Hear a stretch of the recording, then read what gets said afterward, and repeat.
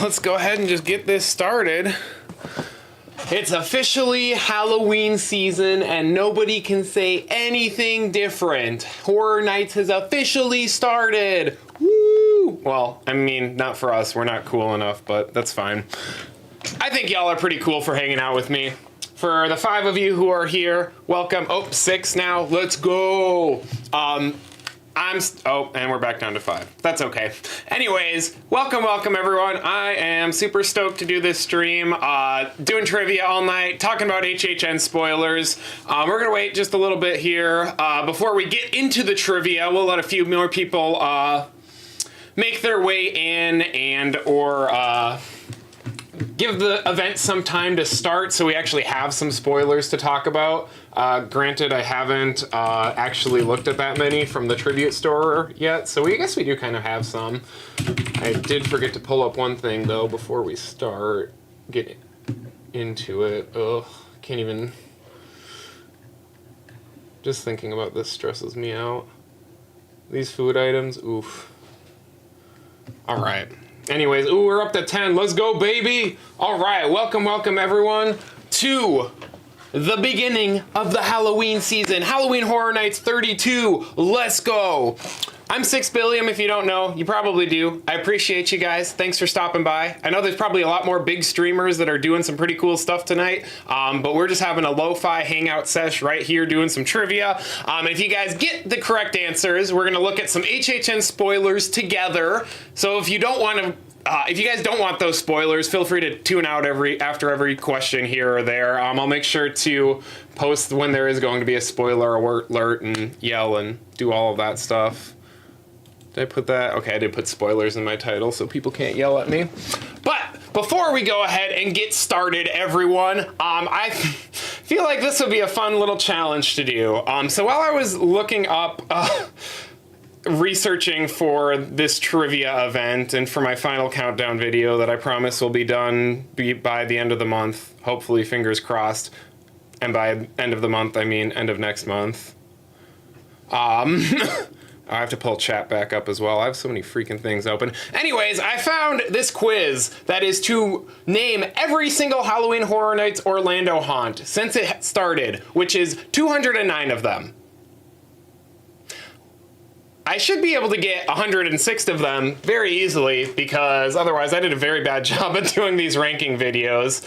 But I figured, you know what, before we get into the trivia and I see what you guys know, you guys should see what I know. See if my bark is as good as my bite or whatever. See if I actually know what I'm talking about. And since I'm so cocky and confident, I'm going to say if I do not get... I don't even want to say this. If I do not get 95% correct and I don't get this done in 15 minutes, so basically I can only miss out on 10 haunts, not knowing the names of, or I will eat this disgusting, atrocious Dr. Oddfellow's hot dog on opening night and I will film it and I will probably die inside, but I love you guys, so I will do it for you. All right, let's go to chat here real quick. Welcome everyone. Horror Homie, what's up? Brandon does theme parks, let's go. Skull and Spooky channel, I'm glad you survived the storm. Power's out, dang. Hopefully you guys get power back soon if you haven't already. It's a struggle, yeah. I know, I'm fairly confident everything from 2000 onwards I'll be able to get, but it's the 90s, man. I know there's a lot of repeats in the 90s, so that's what's keeping me going, but other than that, this might be a little bit, yeah, I'll link it in the chat here in just a second once I get finished here. Hi, Vanessa, I miss you. Thanks for stopping by. You're gonna watch me fail live on TV right now, so I hope you enjoy it. I'll try and pop into chat while I'm doing this so you guys can laugh at me and my failures. Let me see here. Let me try and get this. Let's see. Boop, boop, boop. This should work. There we go. All right. So like I said, the timer says 20 minutes. I'm going to say I have to do it in 15 or less. Let me position myself so y'all can actually see me struggling here. You want to give me a countdown? Off-camera countdown. 3, 2, 1, go. All right, let's go for this struggle bus. All right.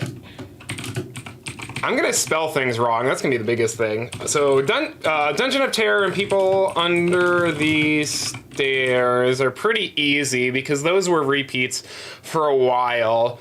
And then I remember there was a lot of Hell in the 90s.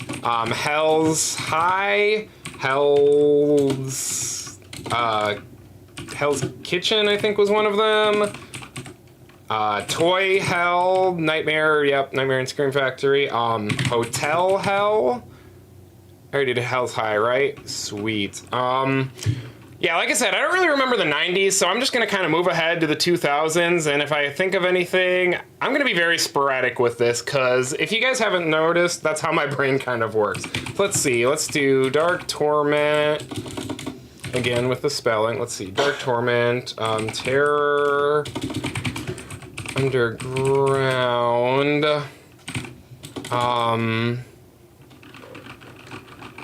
yeah, screw it, I'm just gonna start with 2000 and go from there. Superstitions, I remember, if I can spell it right. It was 11, but that was the first house that had a Chupacabra haunt, if I can remember correctly. The Fear House, Anxiety in 3D. Man, I know them all until the cameras start rolling. This is stressful, man. This is a lot more stressful than I thought it was gonna be. So I guess I'm gonna be eating this freaking Oddfellow's hot dog. Mummy Returns, Run. Oh, that filled in both of them for 2006 as well. Let's see what else. There was the Museum of Horrors. That was a double-parter. And then that filled in both of those there. Cool, okay. Yeah, because there was 2 for each side. And then S Frightanic was also during 1997 Primal Scream. We got that one filled in.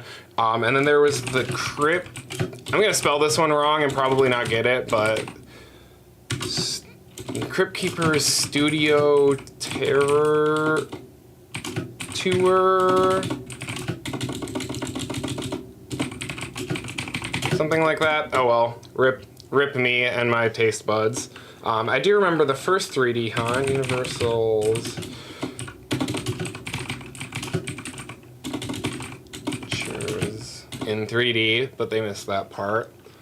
Let's see. I got Dark Torment already, didn't I? Pitch Black, Scream House, question mark, fills in all of them. Nice. Well, I'm thinking of, oh, Psychopath, of course, fills in all those. No, I'm thinking of Psycho. Let me do Psycho Scarapy, since I can never remember how to spell it. And it fills in all those. Oh, that kind of makes it easy. It's kind of sad, but I mean, I'm not going to complain. So let's see, what else do we have? We have Evolution and the Trike Trail back in 2002.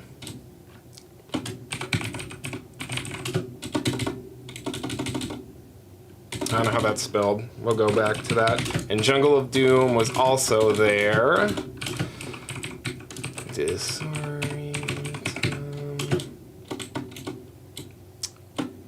Man, spelling is just going to be my downfall today. Maximum Carnage. Let's see. So what else am I missing here from the first year? Dark Torment, Fair House. I am choking. I'm throwing for content. Oh well.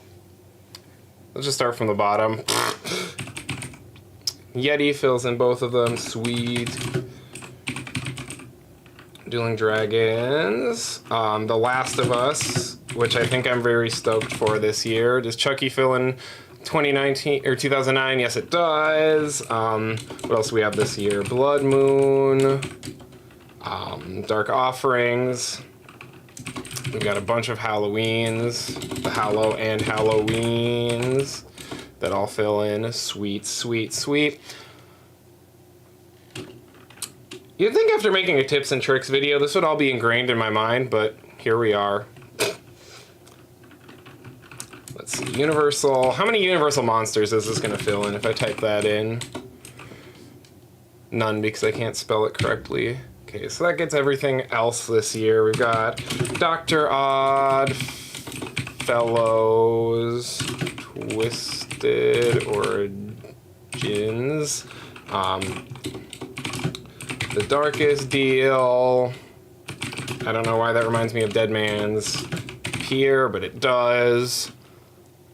What are the two that I'm missing? I got New Parades, Tents, Chucky, Yeti Dueling Dragons, Stranger Things, and The Exorcist.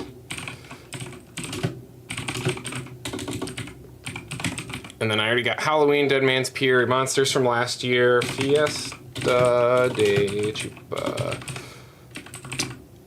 Never realize how fast time's gonna go on these until you start doing it. I have a lot of things I want to say, but I don't have the time because I gotta try and get this done. Let's see.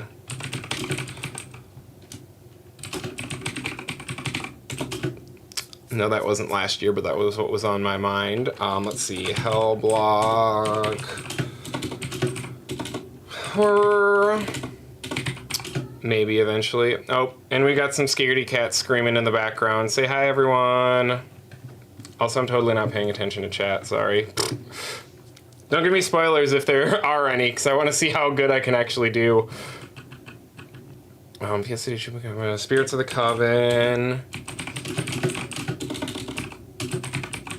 The Weekend.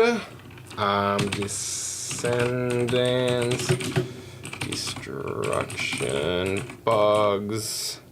Then what am I missing from last year? I don't remember. I'm just going to keep going. You're going to make me fill in all of this. We're in the Heartland, the Wicked, Growth. Okay, I got that one at least. We're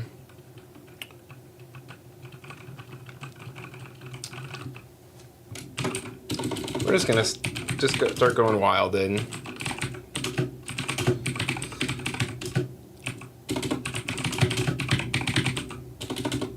Okay, did that fill in both the House of Horrors?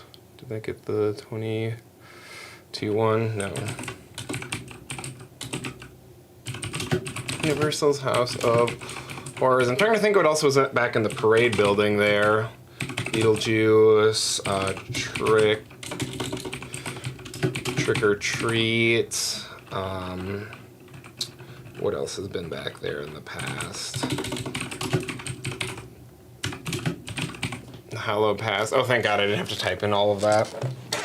Let's see here. And then we had Seeds of Extinction in the other parade building. I already got The Weekend. Did original Universal Monsters fill in yet? Okay, it already did. And then we got Depths of Fear, also in 29. How many Stranger Things are already... All those are already filled in for every other year? Okay, cool. Let's see, what else was in that soundstage? Freddy vs. Jason, I think. Oh, did it fill in both Nightingales? Sweet. I can get 21 done. Easy. If I can type correctly. The in-between. Nevermore. Thank God I don't have to type all of that out. HR. Blood and Guts.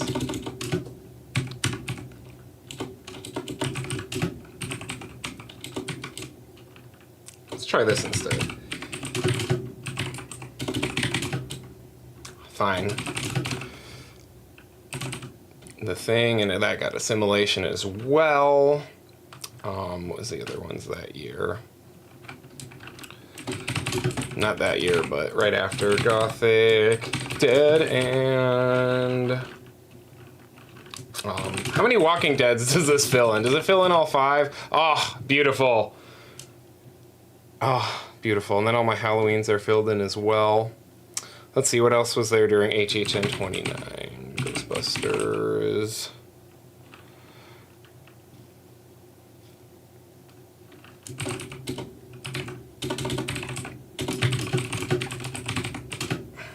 The Ancients, Krampus. Man, I got 5 minutes left to get 100. Let's do this. Oh, and the easy ones are already gone. I'm gonna be eating my words here real soon. Terror Mines, let's see. Why can I not remember what was in any of these freaking sound stages?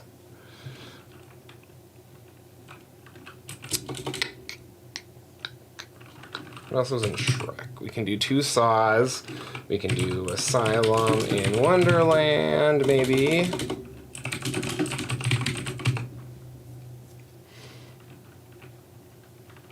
Insidious.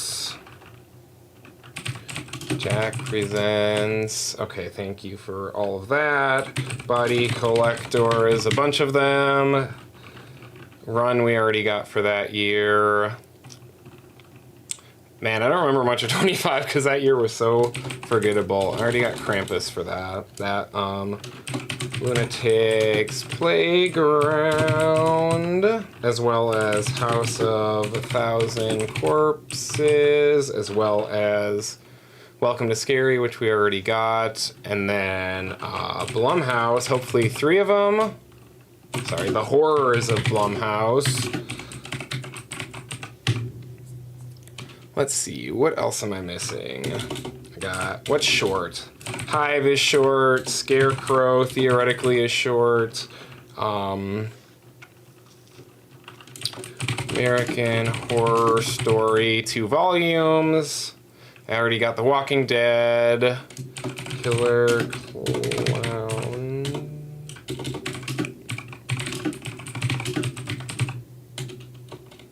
You mean Killer Clowns? Is that already on there?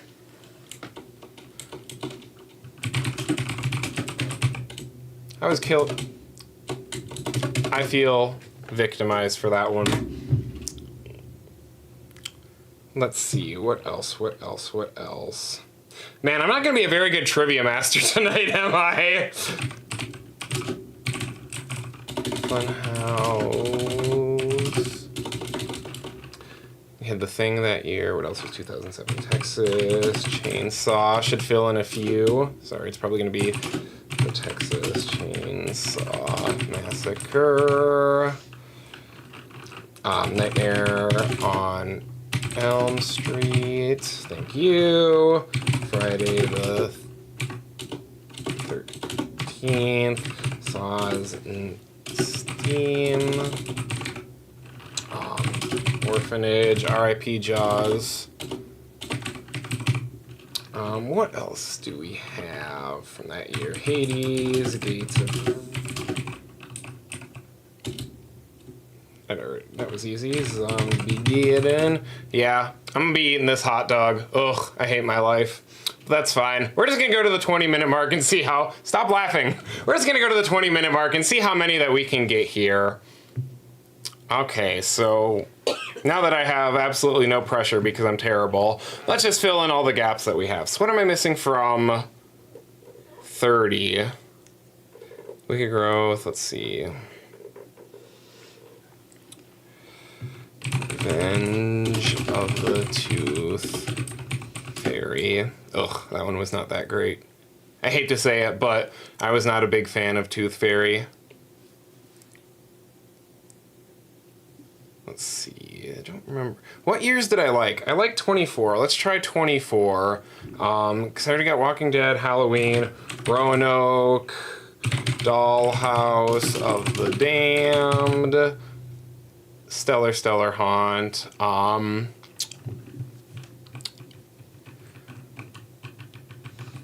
Walking Dead, The End of the Line, Alien vs. Predator. The best one ever, Dracula Untold, Impeccable House. That feeling, no. Definitely not better than Dracula, was it Legacy of Blood in 2009?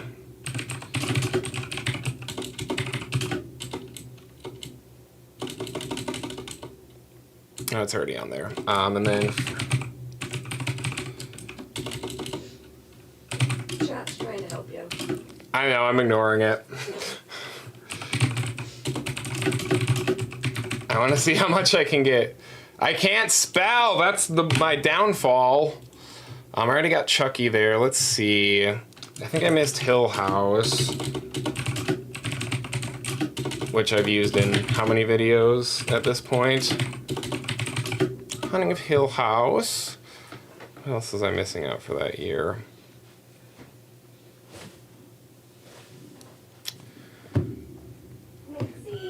Let's see.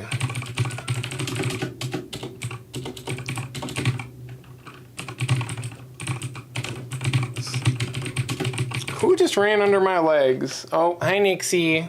Thank you for the mousey. I greatly appreciate it. I still am terrible, so thank you. Let's see. I gotta do this one or else Amanda's gonna murder me. And however many that fills in. Speaking of not Scream, that reminds me of that one.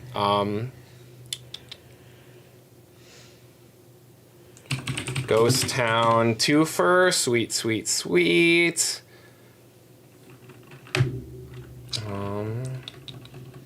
Asylum. 23, the worst year in my opinion.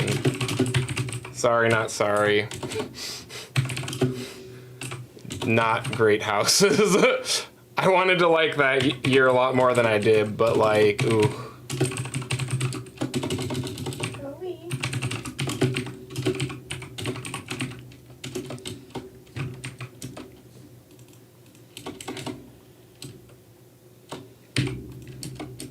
I'm suing this quiz for spelling. Havoc should give me a 2 for Afterlife,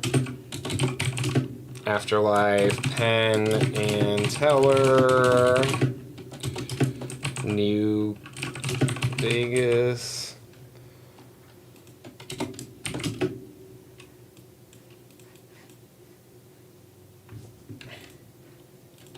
I know that's how they spelled it, so we're just gonna have to see how many. We're just gonna have to see how many of these I tried to answer end up being spelled completely differently than what I think.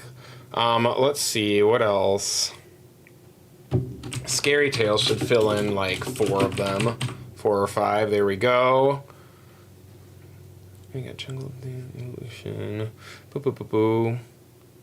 What else is there?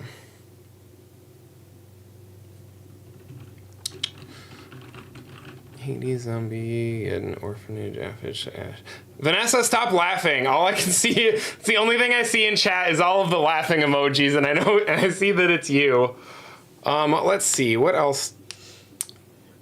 Man, I talked too big of a game, and now here I am, failing and crashing and burning. Maybe I should just take a shot instead. Maybe that would just be a better use of the next 2 minutes of this quiz. Oh, Lord. You can go to chat for help. No, I will not go for help. I survive or fail on my own.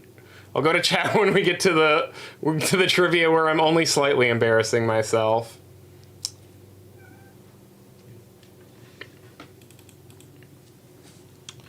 HR Blood and Guts, I don't know how to spell, so I'm not even going to try and attempt that one. What am I missing from... Oh, I'm missing Giggles and Gore.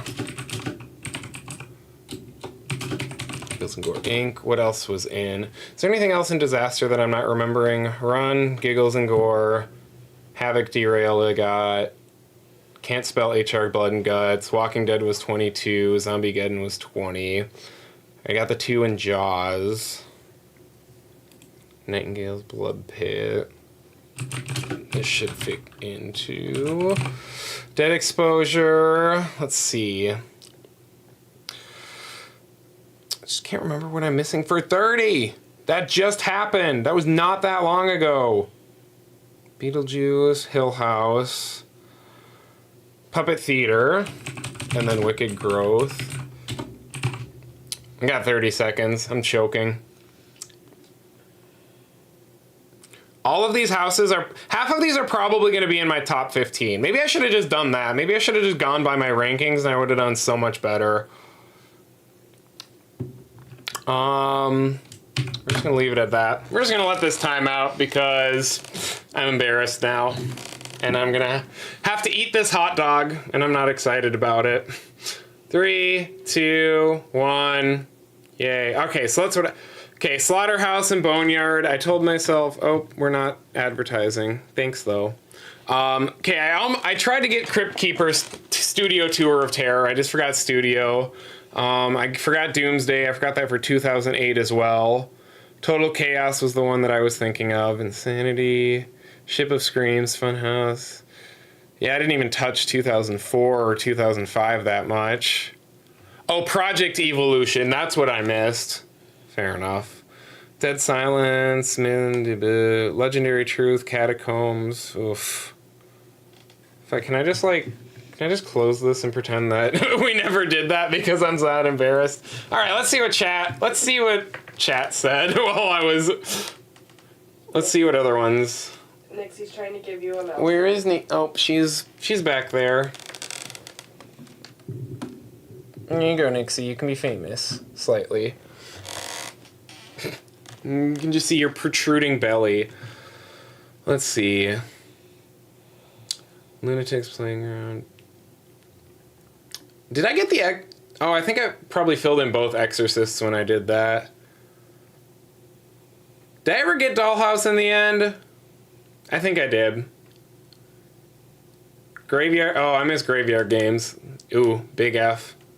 That's a big F for me. I don't want to eat this carnival dog. Anyways, I think I should have this one, maybe.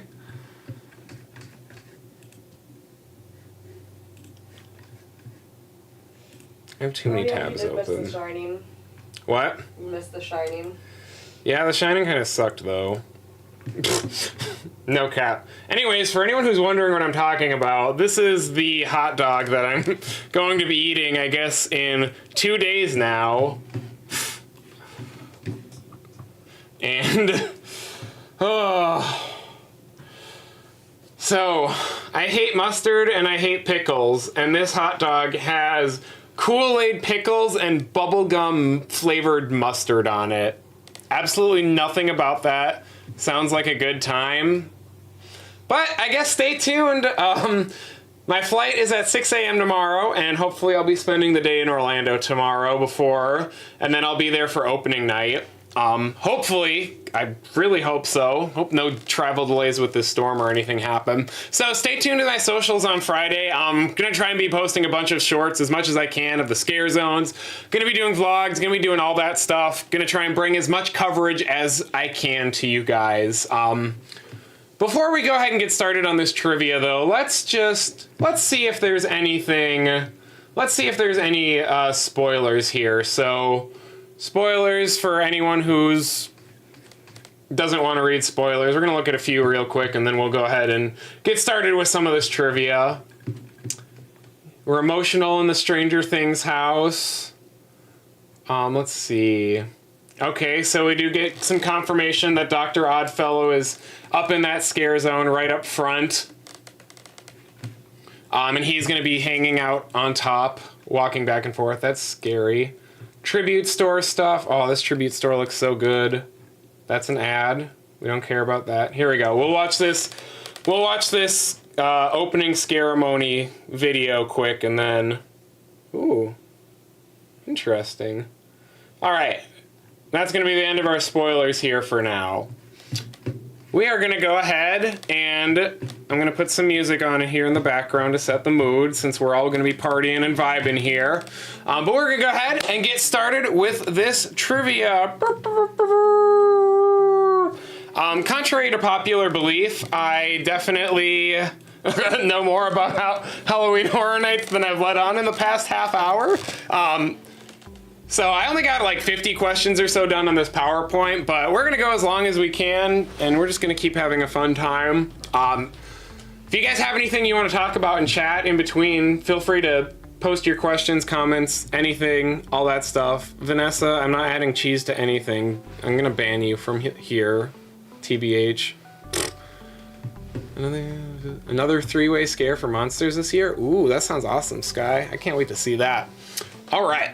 Anyways, we'll go ahead and get started here with this trivia. So how it's gonna work is I'm gonna put the questions up on screen for y'all, and I'm gonna go ahead and make a chat box with A, B, C, or D, and you guys will vote in the poll for what you think the correct answer is. I'll give you guys like 15, 20 seconds. We'll figure it out as we go along. And then if you guys get if you get that question correct, we'll go ahead, we'll look at some more spoilers. We'll talk about the event some more. If we don't get the question correct, then we're just gonna be cripplingly depressed like I am most days of my life. So you guys get to share in on the real 6 billion experience there. Let's see here. Let me go ahead and get this first one started.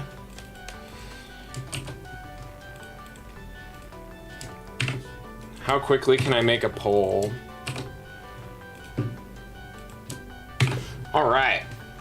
So I also tried to break this up into categories, but I figured I'd rather create interesting questions than try and spend time dividing them, since, as you saw, my brain is very scatterbrained. So these ones are just gonna be kind of like general HHN knowledge to start, kind of all aspects of everything, and then they get a little more specific from there on out.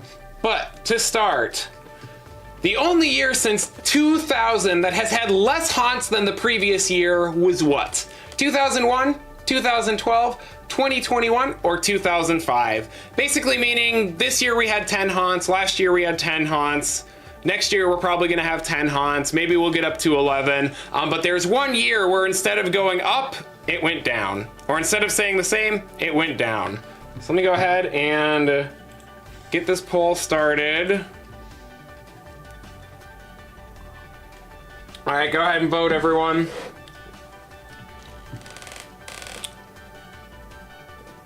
Let's see. Why are you making... Ooh. Ooh. Oh. It's getting neck and neck here. Is it updating on the live stream chat? I can't tell if it is or not. I can't tell if it is in the little box there or not. Yep. Let's see. All right, we got 9 votes in. We'll go ahead. Close in 10, 9, 8, 7, 6, 5, 4, 3, 2, 1, and pull. All right, good job, everyone. You guys are correct. 2012 was the only year that had less haunts, and you can thank this lovely pile of Transformers for it.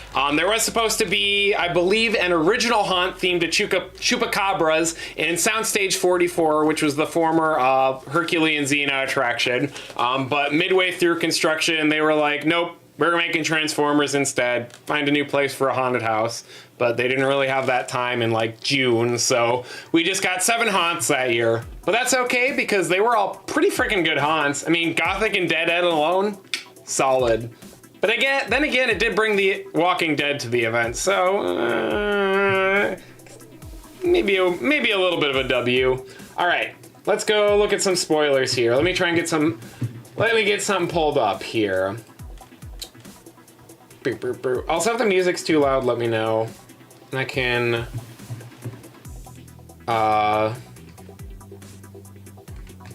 turn that down. Let's see, I don't see anything super crazy posted yet. But what we will do is we can watch... Oh, I did not want you to play music. We can go ahead and we are going to watch this tribute store that was posted by the official Horror Nights Orlando Twitter. We're gonna watch a few. We'll watch about half of this, and then for the next question, if we get it right, we'll watch the next half of it. But this looks pretty cool. So it sounds like it's based off of the 4 original comic books that are gonna be found in the actual, whatever the comic they did, Tribute to Terror that they did this year. You can actually see all 4 of those coming to life. If you have a close eye, you can also see me somewhere in this store, hint, hint, hint. But I don't think they're gonna show all the comic book facades of, ooh, but all this Schuster Bros, not Boris Schuster, but Schuster Bros. Oh, with the animated screens. Yeah, this is pretty cool. Would I say this is what I would, my aesthetic? I don't know if I would necessarily say that, but this is pretty immersive. This is pretty cool. I'm excited. All right, so we're gonna pause that for now, and we're gonna go back to our trivia. I wish I could have 2 mice plugged in. That would make this so much quicker. All right, next question. I'm gonna turn this music down a little bit. It's very loud for me. I don't know if it's very loud for everyone else as well. Let's try that. All right, next question. Which of these are not derived from the famous setting of Cary, Ohio, which is where a lot of the original haunts are set? Is it Wyandotte County, Willamette Valley, Cary, France, or Ascension Parish? Also, if I didn't say this, I tried to make these questions a little bit mean if I could. I didn't want y'all to be doing some easy trivia where you knew the answer to every single question. That's boring. I wanted to do some fun, intense stuff. Let's go ahead. The longest part of the stream is just gonna be me making a new poll for each one of these. All right, go ahead and get started. We'll give about 20, 30 seconds. So which of these do not take place in or around Cary, Ohio, or something similar to Cary, Ohio? Okay, interesting. Got a pretty good spread so far.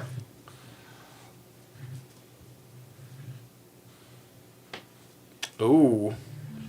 You need someone to break this 3-way tie. I think if you miss Skull and Spooky, I think if you misclicked, you should be able to select another one. I'm pretty sure you can. Pretty sure you can change your answer up until the time the poll actually ends. Let's see. Same for you, Aaron. It's okay. If it doesn't, let me know if it's not letting you guys change, because I'm fairly certain you should be able to do it. And I see everyone's voting for Cary, France. And I will say that that is derived from Cary, Ohio. That is the foreign counterpart for those haunts. So we're gonna go ahead and end it real quick because I can be mean like that because I have the power. Oh, you can't? Well, RIP. Do better. Okay, maybe I'll have. Okay, since everyone misclicked, maybe I'll do a sympathy spoiler. Do we want to do a sympathy spoiler, chat? Yes, you guys are correct. It is, or Aaron, you are correct. It is D. Ascension Parish, which is where Graveyard Games, the haunt that I missed in this frickin' quiz earlier, takes place.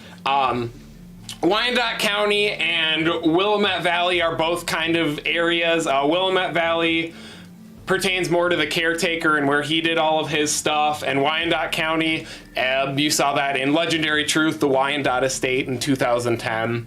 And then Cary, France is the international equivalent, where you had Dead Exposure, Patient Zero, and one other haunt that I can't think of off the top of my head. Oh, Gothic also took place over there.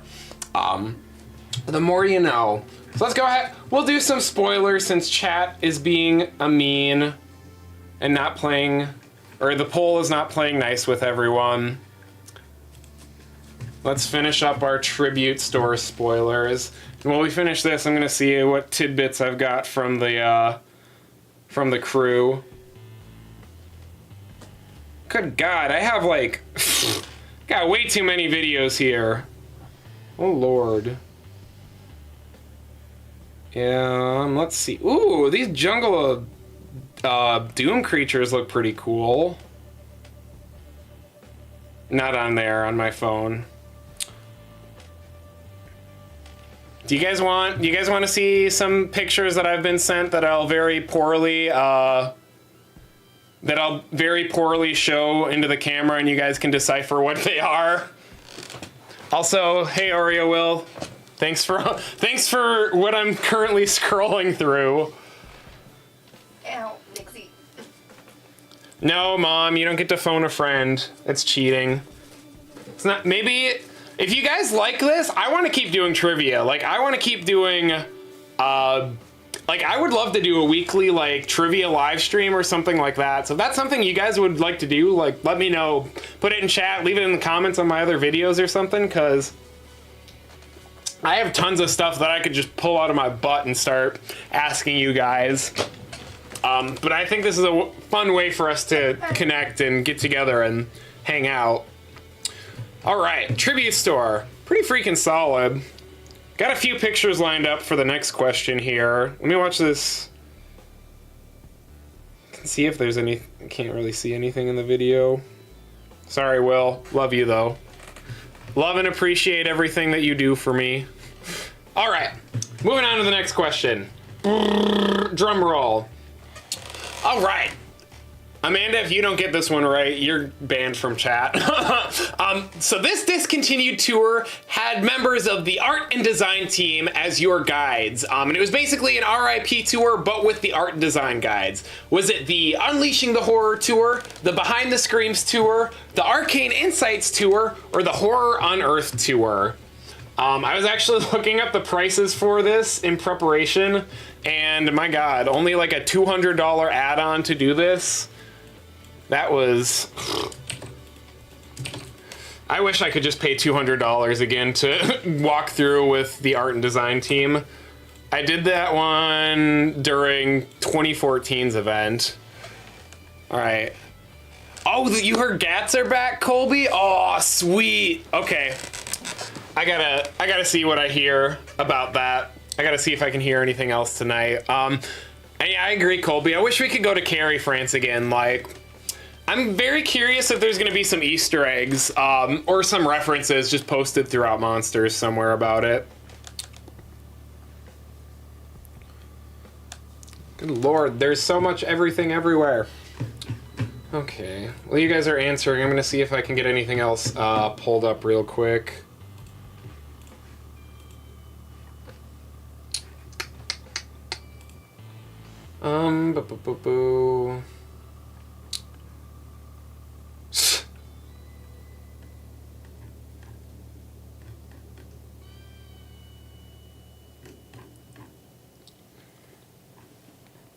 Boo. Boo. I gotta go on the Instagram. There ain't much on Twitter/X. All right, anyways, where are we at? We got 56% for C, and you guys would be correct. The Arcane Insights Tour. Like, look at this stuff. Oh. $225 per person. They only had 4 of them throughout the event. I don't remember which one we did, but like, man, that was such a good time. That was so cool. Nobody picked B. Yeah, I tried to make answers that were like somewhat in the realm, but not too obvious, but you can't win them all. It's good job, everyone. So while we're waiting to see if anything else pops up, let me try and show you all some of these low res, some of these pics that I was just sent. So if anyone wants a good picture of the Darkest Deal facade, let me see if does this look good to y'all? This looks pretty solid to me.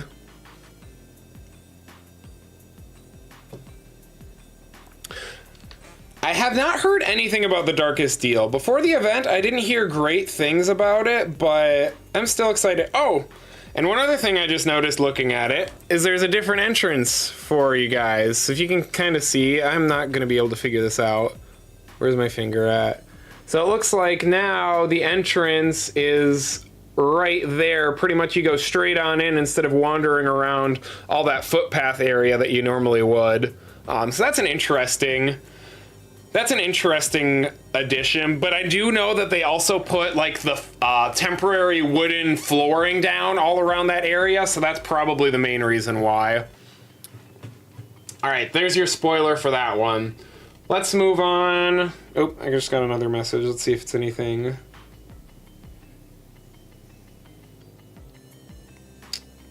Oh, Will saw some other people wearing eye patches. Maybe they subscribed. Maybe they watched my tips and tricks video that I sold my soul to make. It's the hardest 3 weeks of my life. Here, you guys have been so cool. Let me give you one more spoiler. Here's a dude from Jungle of Doom. This costume looks pretty cool to me. Pretty freaking cool. Like, and I've kind of gone on this tangent before, but I feel like one of Universal's biggest weaknesses when it comes to Horror Nights is costuming. A lot of the characters are just meant to kind of be in the background. There's not a lot of individualistic creatures that are designed to stand out. Oh, it looks like Chucky got the fire drill tonight.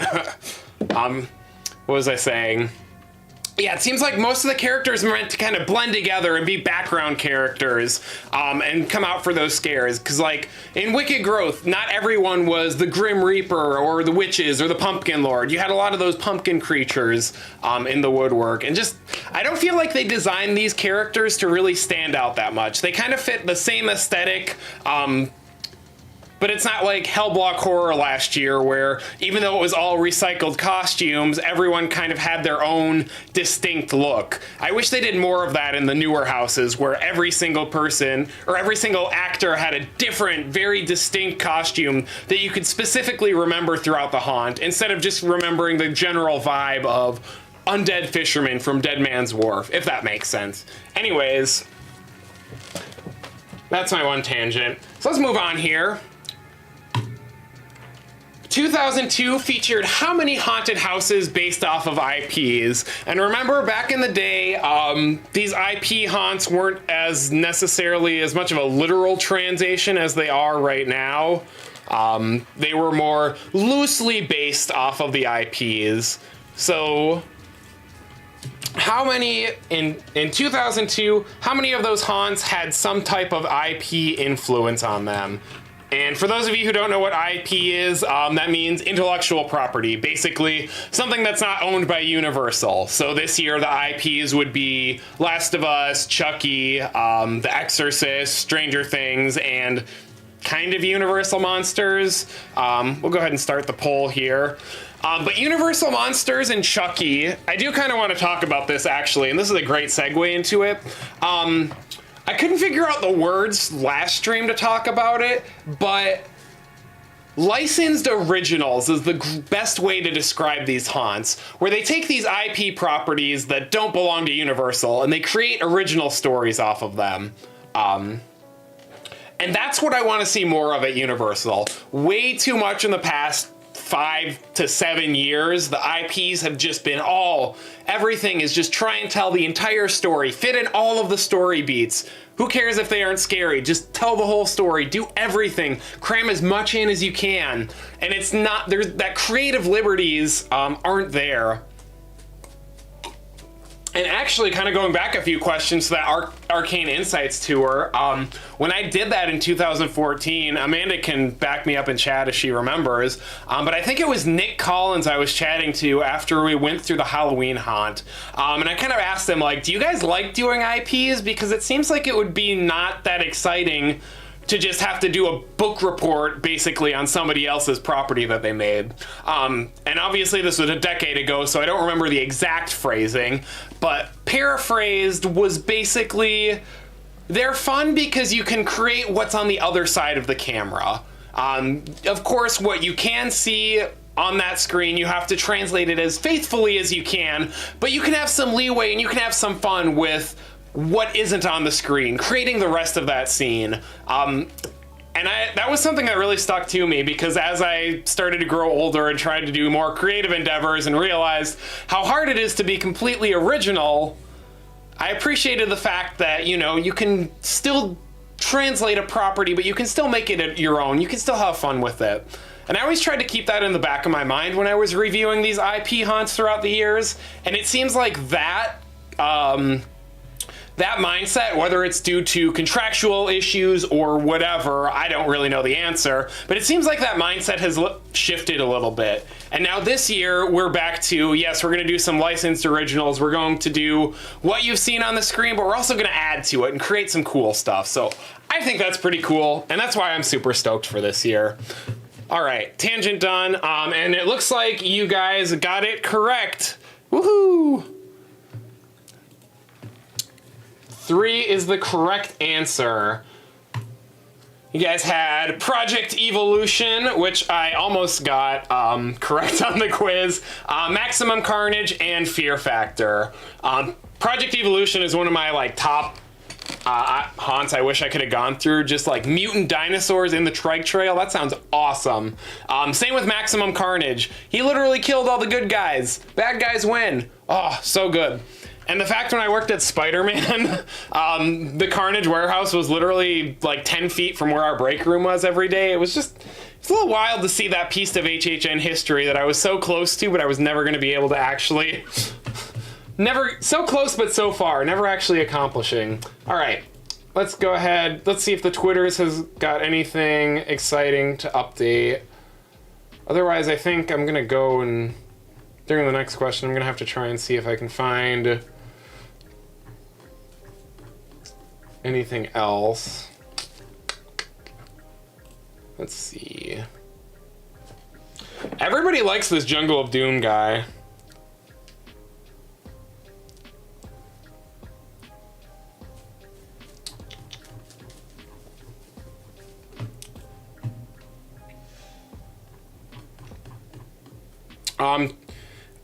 Last of Us has a giant burning pile of bodies, burning on embers. I just received a text for. And there is a triple scare later on in the haunt. There's your spoilers for this round. Scream House also super solid house. Yeah, I wish I could have gone through a Scream House, man, for sure. Thank you, Oreo Will, who isn't in the chat right now. He says, your eye patch works to perfection, but only if you have an eye patch. So let that be known. If you have an eye patch, it works. If you don't have an eye patch, it does not work. All right. And while we're doing this next trivia question here, I'll go ahead and get some stuff started, or I'll go look for some more spoilers. And then the question after that, I'll go ahead and I'll actually get back in chat because I've kind of been skimming it. I haven't been a good streamer. I haven't been paying that much attention. All right, so the revolving tunnel was featured heavily from 1999 to 2016, missing only this many years. Was it 5 years, 0 years, 3 years, or just 1 year? If you guys haven't been in a while, I think the only time we've had this tunnel since 2016 was at the entrance of Beetlejuice in 2020 and 2021. But that was an HHN favorite. Oh, I should probably make the poll so you guys can actually vote. That might help. That might be nice.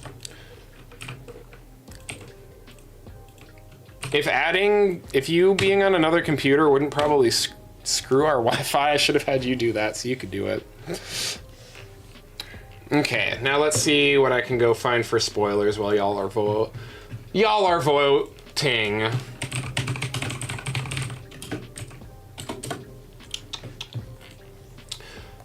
Let's see.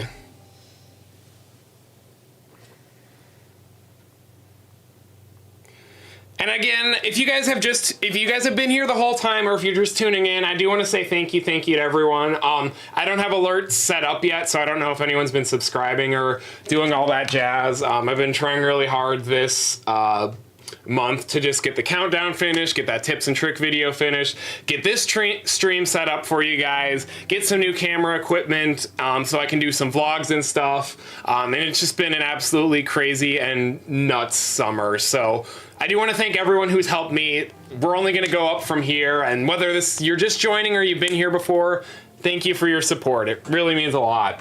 Like, it really, really does. Preview night's always been a hard night for me since I've left the state because I'm so far away from what I love and it's so close, but just out of reach. So being able to spend it with you guys really, really makes this,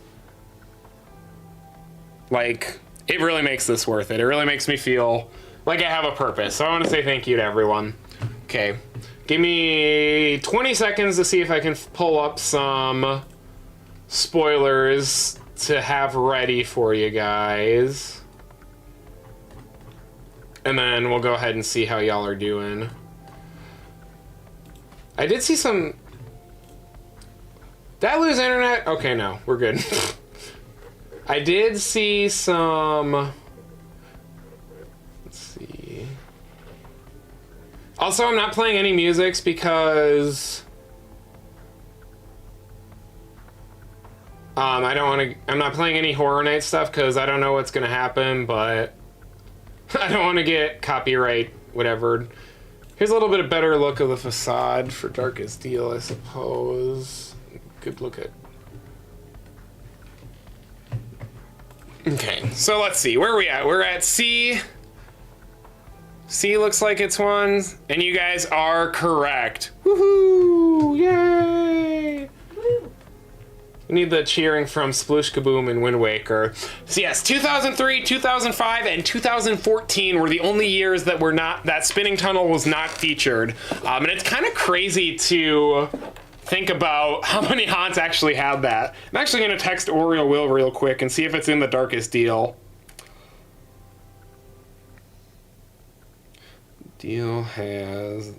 Because if you guys watched my countdown video and or went through Dead End back in 2012, it had a really cool spinning tunnel effect where it was like scrims on either side of the wall, and then the lights would flash and it would disappear, or the walls seemed to disappear, and the spinning tunnel was going around you.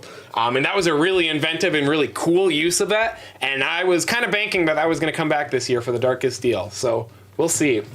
Spoiler time, because I promised you guys. We'll take another quick look here at the Darkest Deal. Nixie, can you please not lick my ankle while we're on stream? That's really weird. It's like I was saying, you guys can see that there's that pathway now that leads you straight on in instead of having that walkway to the side where you guys go. And then, where was it? Somebody said that, I don't know where it was, somewhere on here, Twitter, but a lot of good things for Last of Us and Universal Monsters Unmasked. I almost fell out of this chair. Excuse me. I saw one review that said The Last of Us is my favorite game ever, and the house definitely does it justice, but Universal Monsters Unmasked was somehow even better. Let's see. And then, see, everybody's loving this guy from Jungle of Doom. Like, I love this guy already. I'm gonna hang out with him. Let's see, Peacock Bar. Little Boo, big crowds, all that jazz. All right, let's go ahead. Let's continue on with the trivia here. Are you guys having a good time? I really hope you are. I'm having a good time. Hi, Coco Ravenrose. I saw you've been posting, but I haven't said anything. Hi, I love you, appreciate you. All right, next question here. As I die. Oh, I like this question. All right, so an RFID pass card from the 2012 in-park game Horror Unearthed can be found in the thumbnail of which of my 6 billion videos? Is it the one for this trivia live stream we're watching right now? Was it for my Nostalgic Haunts, which was the 3rd part of my countdown series, which was numbers, what? 50 through 35 or 55 through 30? Was it for my HHN 22 improvement video that I did? Or was it for Revisiting the Classics, which was part 2 of my countdowns for, what was that, 80 through 55? And I know you guys are probably looking at it right now, and I'm not mad. Just maybe a little bit disappointed if you're cheating. Maybe hurts my ego a little bit, but it's okay. It's okay. All right. Let's see. Ooh. And this is so exciting to watch this. So I will say for this thumbnail, I'm not great at thumbnails. I'm trying to get a lot better at this, but I don't have any Photoshop experience. So on the long list of things that I need to learn to continue being a good streamer and to continue making great content for you guys, that's on the list.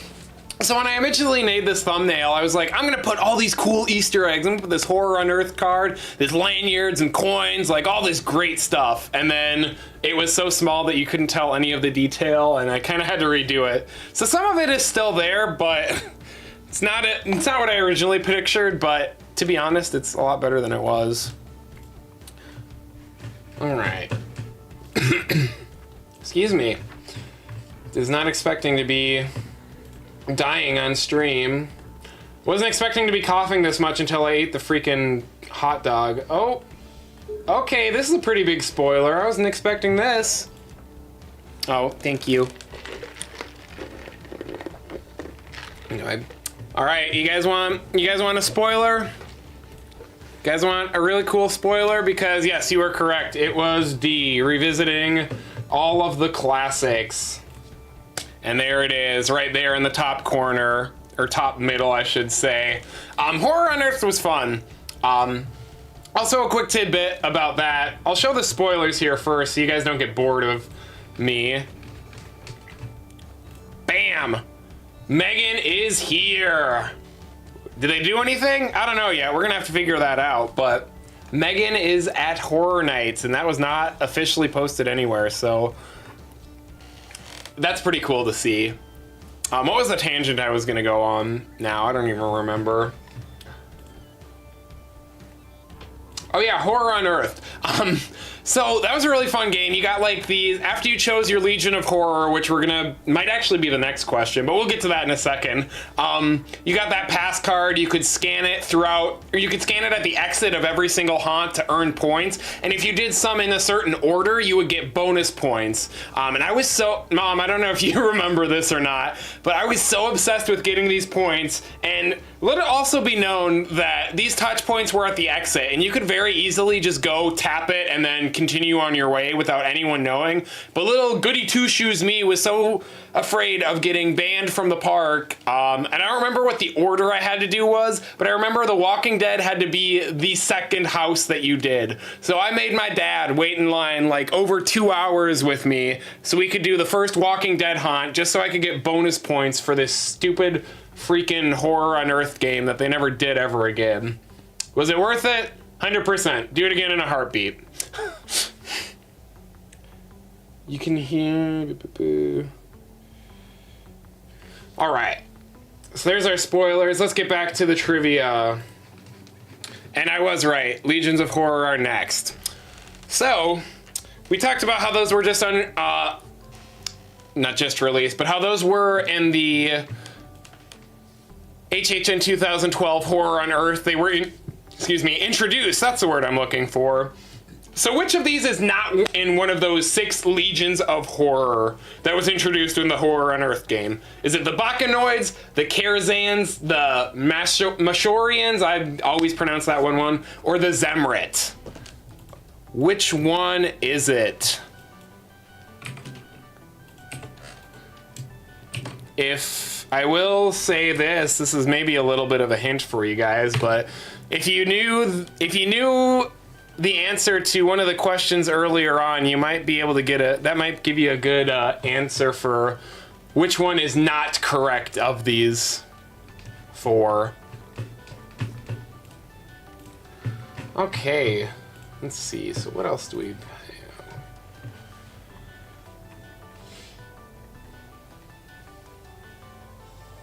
Okay.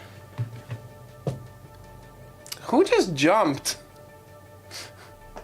Was that Nyx? I was gonna say, I didn't hear, I didn't see anything, I just...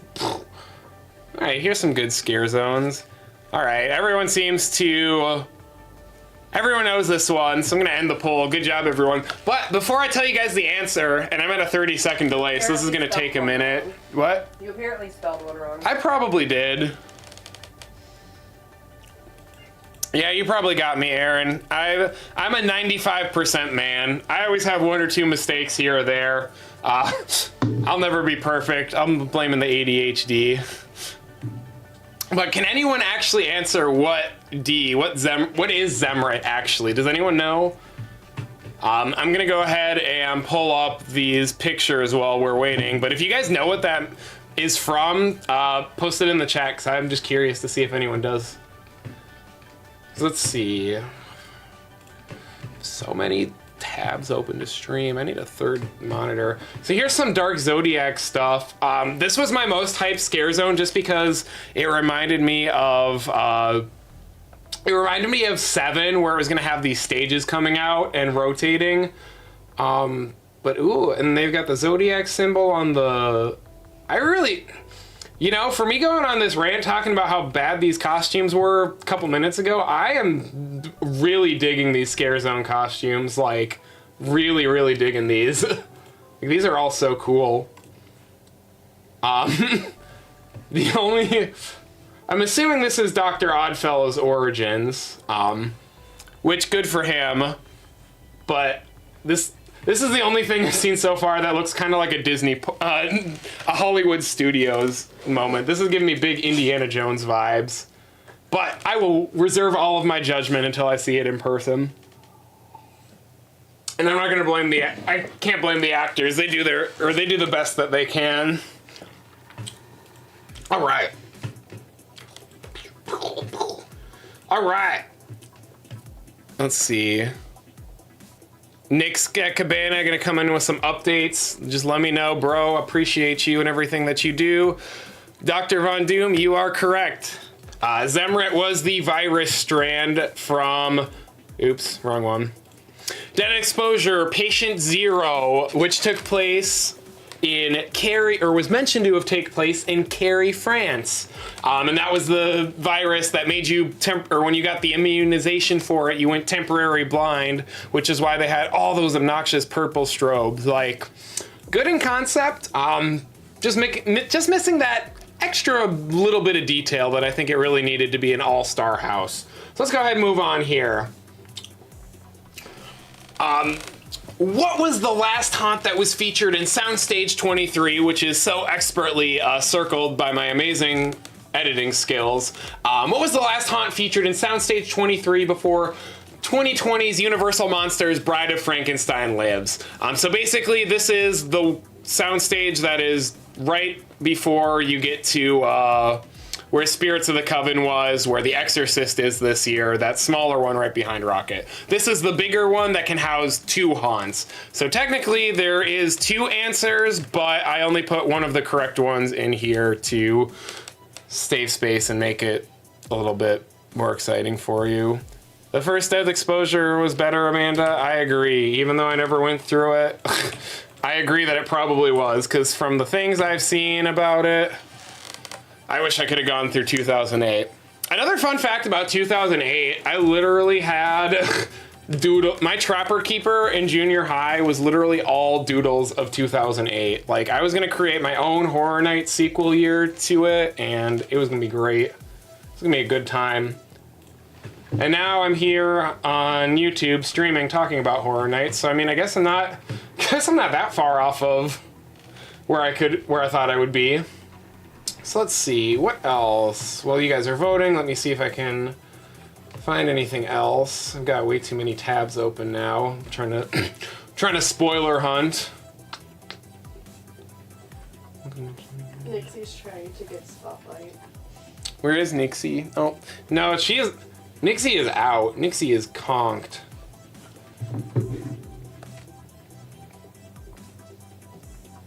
Oh, sorry, Nixie.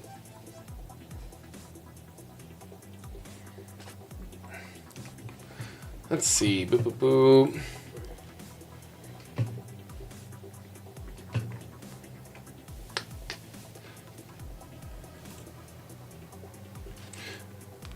And it looks like with B, we are correct. It was Nightingale's Blood Prey. Does anyone... As I say, I'm gonna end the poll before y'all almost lost it at the very end. Nightingale's Blood Prey. Does anyone know where that is on my list that doesn't actually know me? Curious to see. I love this promo pic too that they posted. Like, oh, this just sums up how good that haunt was. Ugh, I get chills just looking at this. All right, let's see. Here's a review we can look at for The Last of Us. And again, remember, everyone's reviews are subjective, so some people are going to love things that other people hate. Let's see. So what does Velocity JP say? Beautiful, scenic, and masks, but slightly underwhelmed. Good setup with the scares, good length, and it was an amazing finale scene with a bloater, which I know what that bloater scare is, but I'm not going to tell you guys because that is one thing that I think y'all should experience in person. Like, I'm not gonna spoil that because I don't even want to know. Ooh, I can't wait to see it, and that's all I'm saying. But anyways, 6 out of 10. They also gave Oddfellow a 5 out of 10, so interesting to see. Joan and Dap, I'm not saying that it's not my number one, but I'm saying it's definitely close to my number one. You're just gonna have to stick around and watch my countdown, final countdown video when I get it done in the next month or so here to find out the answer. I wouldn't be a really good YouTuber if I spoiled all of my content, even though I make it pretty obvious. Now, for all of the, for all the long time chat people that have been here for my whole 2 live streams in the last 2 weeks, you guys should know the answer to this question. This stained glass window from Universal Monsters' Bride of Frankenstein Lives was also seen prominently in what other haunt? What other haunt had this beautiful, gorgeous stained glass window that I would totally steal and put in my own house if I could? Was it Puppet Theater, Carnival Graveyard, Gothic, or the original Universal Monsters in 2019? Which, for all of you brand new viewers, Universal Monsters 2019 was not great. I'll die on that hill.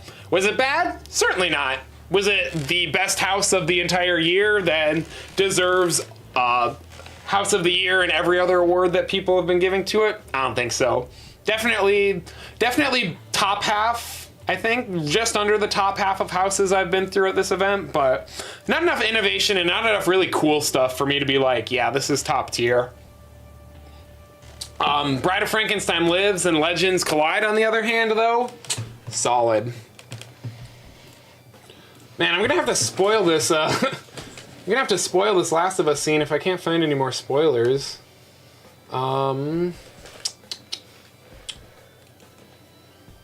There we go. Oh, okay, here, okay, we got some, okay, we got some really good ones here. Oh, hi Nixie, welcome to the stream. Wait here. Was she on? She was. Is she trying to jump on me? Yeah, she was trying to. Come here. You can sit on my lap if you want. Okay. Or jump down. The scaredy cats are always like this. So let's see. We got C, I believe is correct. Yes, it was Gothic. Good job, chat. Woo! Yay! It's really helping Puppet Theater was going to throw more people off, but you can see it right there, right in the center of the facade. One of the best facades of all time. Something that I am expecting to potentially see in Universal Monsters Unmasked. We'll see. Let's see. All right. So going back to some spoilers here, I did find some pretty good Twitter reviews and stuff. Let me just figure out where they were. All right, so spoiler time.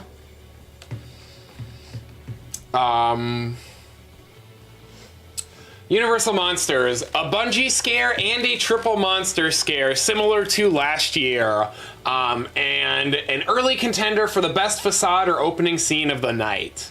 That I 100% believe. With the way they described it, with like walking under a bridge or walking over a bridge to see the rest of France and all that stuff as you go underneath the opera house, like that sounds just wild, and I'm really curious to see how they're gonna do it, and I really hope that there's more I really hope they're gonna do more stuff like that, more of that like weird big forced perspective bonkers types of facades. Those are the best. All right, and we are going to be moving on. This one isn't necessarily HHN specific, because if you see these and have been to go into Universal for a while, you might know the answer. But these gas pumps that were featured in the facade of Texas Chainsaw Massacre in 2021 were from which former Universal ride? Were they from Jaws? Were they from in front of Back to the Future? Were they part of the set dressing for Confrontation? Or could you find them somewhere in Disaster? Woo! Also, I gotta say, I thought some of these were gonna be a little tougher than They are, but you guys have been getting pretty much everything right, except for the one where the poll sabotaged everyone. We got 100% so far, so y'all are doing solid. I didn't want to go too hard because I didn't want nobody to watch it because I was just doing this weird obscure crap, but I guess next time I might need to up the ante a little bit. There's still going to be a few later on that I think is going to throw you guys off. Might be a few more before there's a few really hard ones, but this is also the last general knowledge one. We're going to be talking more about scare zones here. Let me go back to chat here real quick.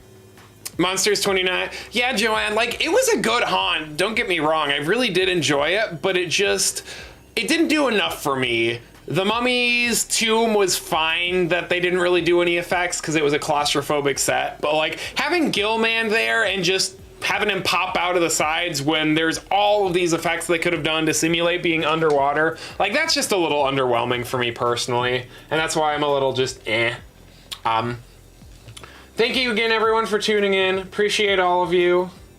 We're gonna be, if you guys have any spoilers you guys want to talk about, if anyone's actually at preview right now, like, let me know. Because I feel like I found a lot more spoilers when I was drunk on my couch last year than I am, than I have found this year. I'm also over the age of 21, so I'm able to say that. Please drink responsibly, everyone.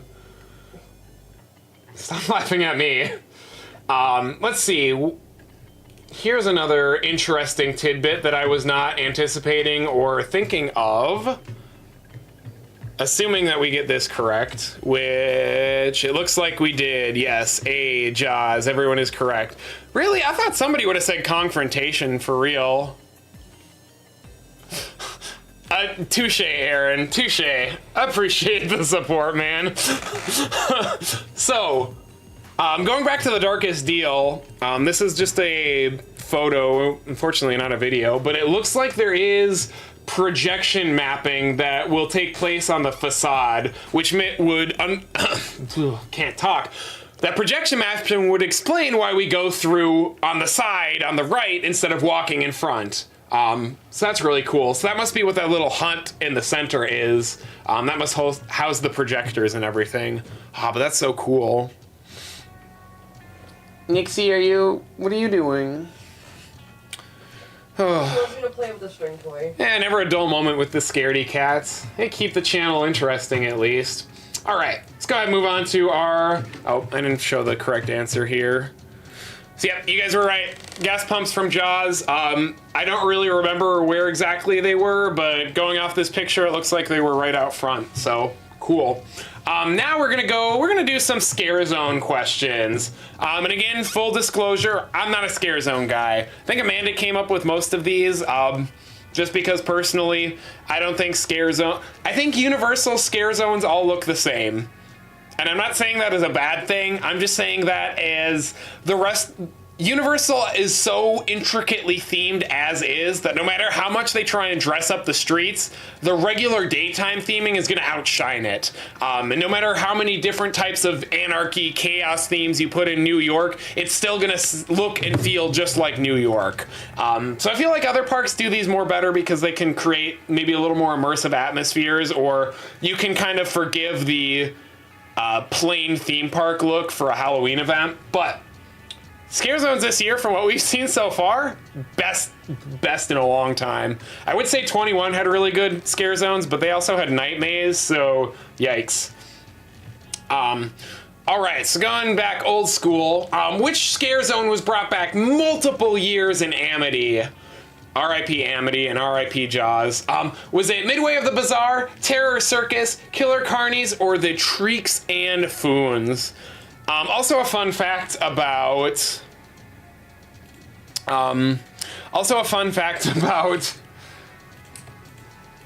Amity. My senior year of high school, either junior year or senior year of high school, I literally wrote a paper about how if Universal were to add a Harry Potter expansion and replace Jaws. It was going to destroy their entire infrastructure and they were going to lose out on way more business and they would never be successful. And then 2 years later, I ended up working at Gringotts and here we are. So never talk smack about anything because it'll bite you in the butt later on.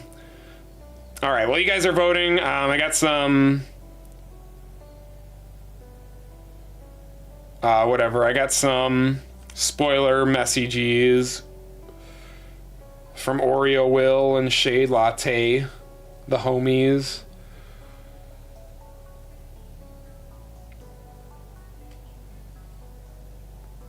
All right, let's see here. Yep, we all got it. We got Midway of the Bazaar. Good job, everyone. Yay. So I'm just going to read you guys some spoilers for this one. Work. There we go. So, Oddfellow, or Dr. Oddfellow's Twisted Origins, the haunt, not the scare zone. Distorted animals early in the haunt lead to some crazy chimera-type creations later towards the end. Zodiac themes are heavy throughout, with a palate-cleansing wall of zodiac signs at the end, which sounds pretty cool. And then there's also apparently a giant lion puppet scare that's very, very cool. So there is your Dr. Oddfellow's spoilers for that. Coco Ravenrose, yes, I know Hogwarts is your home. When we go there, I'm never going to get you out of Hogwarts. I'm gonna have to bring you kicking and screaming to Horror Nights. Gotcha. All right, let's go ahead, move on to the next question here. What year featured a Scare Zone sequel to the Psychoscarapy series? Was it 2013, 2016, 2015, or 2018? And again, this kind of goes back to what I said. No matter how many anarchy themes you put in New York, it looks like New York no matter what. But this one was probably a little bit on the better side when it comes to those New York scare zones. Oreo Will's heading into Darkest Deal now, so I should have some more details on that here in just a little bit. And again, while you guys are voting, let me go and try and pull up some stuff or find some spoilers, so that way we have a few things to talk about.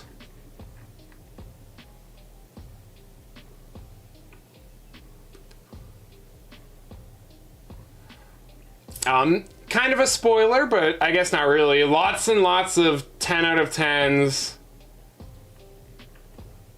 for The Last of Us. And also, Darkest Deal is getting good reviews as well. Better reviews than the first few that we saw, so that's good.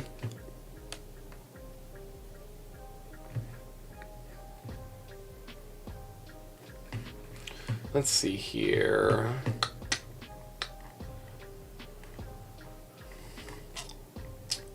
Man, these info is not where it was last year. That's okay.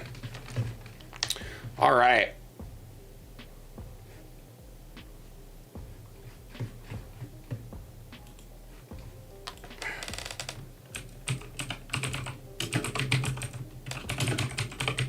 Also, I hope you guys are all having a good night. Thanks for hanging out with me. And now that I got some stuff pulled up, let's go back to chat here. All right, we are going with, looks like B, 2016. That is, for the first time in a while, actually, sadly, incorrect. 2015 for the 25th anniversary was when Psychoscarapy Unleashed took over New York. I don't remember what 2016's was, to be honest, but 2015 was the year of forced fan service. Everything in the park had to be a previous property, and originality was nowhere to be found. I hate to say that, but second least favorite year overall, despite a few really solid houses. Just for an anniversary year, they should have done a lot better in my mind. Anyways, let's move on here to the next one. This just means that we've got some better spoilers when we get another question right, so it's all good. You guys are still doing better than I ever did in school, so give yourselves credit for that. All right. This one you guys should probably get right off the bat. Which IP has had the distinction of being a park-wide scare zone, taking over the entire park with only that property being the only scare zone? Was it The Purge, The Walking Dead, Stranger Things, or The Purge? Was The Purge 2016's now that I think about it? I think it might have been. I think The Purge was 2016 New York scare zone. Because I know it wasn't 2015's because they had the god-awful Haunt that year. Not Scream, I should say. All right, go ahead. Let's see what we got here. Well, that's what I figured. We knew that one was gonna happen. I had to throw something in there fun for you guys. Let's see. Need to close out of all of this stuff that we've already looked at.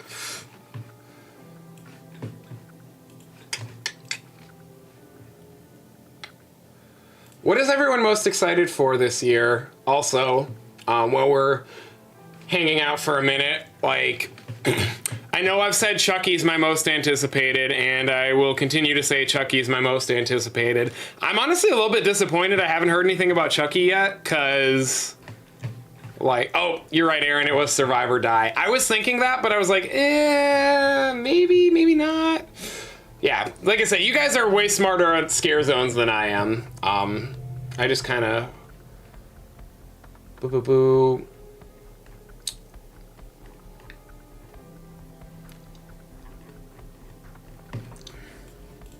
All right, let's go ahead. Yep, you guys got Walking Dead.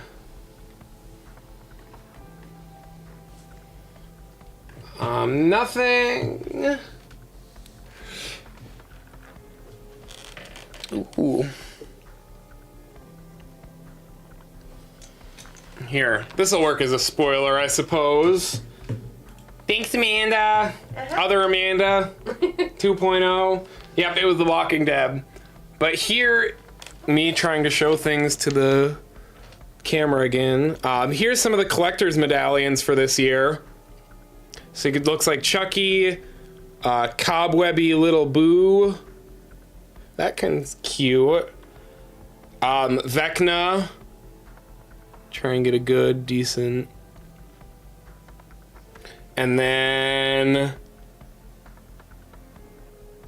looks like the Hellfire Club logo from Stranger Things. Yeah, those are pretty solid. Oh, we might have some Darkest Deal.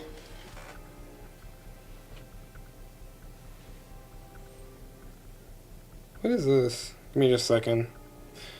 Sorry guys, the ADHD is kicking in and I'm getting slightly distracted by all this HHN stuff. Man, just saying The Walking Dead Undead Streets experience, that just like, ugh, just hurts me to say it out loud. Let's see.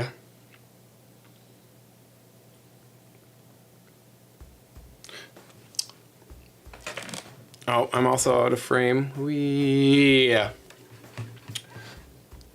So those medallions will be your spoilers, I suppose, for that section. We'll also talk about Dueling Dragons. Not any specifics. The most specific thing I can find, spoiler alert, if you visited the Lost Continent before Potter came in, you'll see a very sweet tribute inside of Dueling Dragons. So that sounds like it could be pretty cool.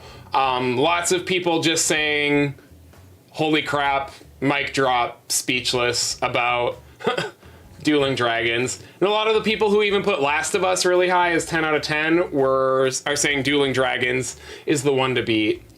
All right, okay, here we go. Here's some spoilers. Here's some specific spoilers.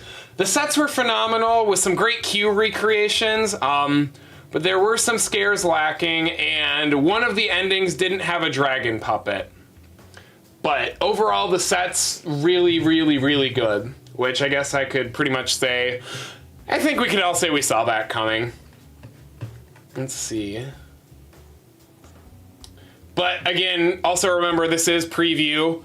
technical rehearsal, things could be missing. So that could have just been a bad run, or it could just be something that we're going to see on opening night. I remember when I worked there in 2016, the entire last room of Krampus wasn't open for preview night. At least from what I was told by 90% of my friends who went, because that was the one house we didn't get done. And then on opening night, everyone was like, holy crap, there was a scene after that tunnel? So you never know. But let's get back to some trivia here. Let me go to chat real quick here before. I did like the Chucky setup at the hotel. I'm very excited to see that on Friday. Roseblight. Yeah. Sorry you can't make it out to Florida. I'll try and bring as good coverage as I can to you, and hopefully we'll get you'll be able to experience some cool stuff, and it'll at least feel like you were there. That's been my goal with this channel. A lot of people I know aren't able to make it to the event themselves, so I want to try and do my part to make it as detailed and bring as much of the event to people as I can. Let's see. All right, so this one's a little bit of the tricky wording here. Which of these scare zones was not later turned into a haunted house? So all 4 of these scare zones had haunted houses based off of them, but which one was a haunted house before it was a scare zone? The other 3 were scare zones and then haunted houses. Let's see. Can I not start polls anymore? Did I start too many polls? Oh, I never ended this one, that's why. Well, it minimizes so much that I can't hardly see it on my screen as soon as I put it. All right. So again, which one of these was a scare zone after it was a haunted house? Dr. Jekyll photo op, that's Oh yeah. I've seen the. Yeah, I thought there would be more photos of the I say if you have any links, just send me some. But I thought there would be more of the hotel photo ops, because a few of them are up. Phantom of the Opera's at Portofino.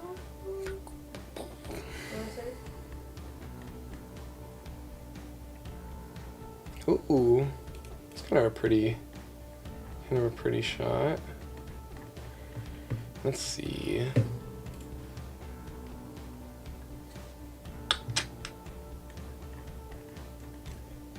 Oops.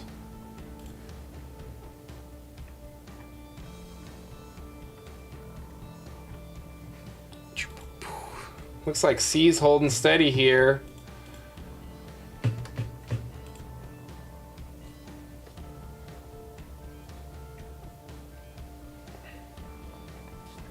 Go ahead and give it like 5 more seconds here. Ooh. Okay, that's a pretty cool. That's a good spoiler there. All right. Here's the Phantom. Okay.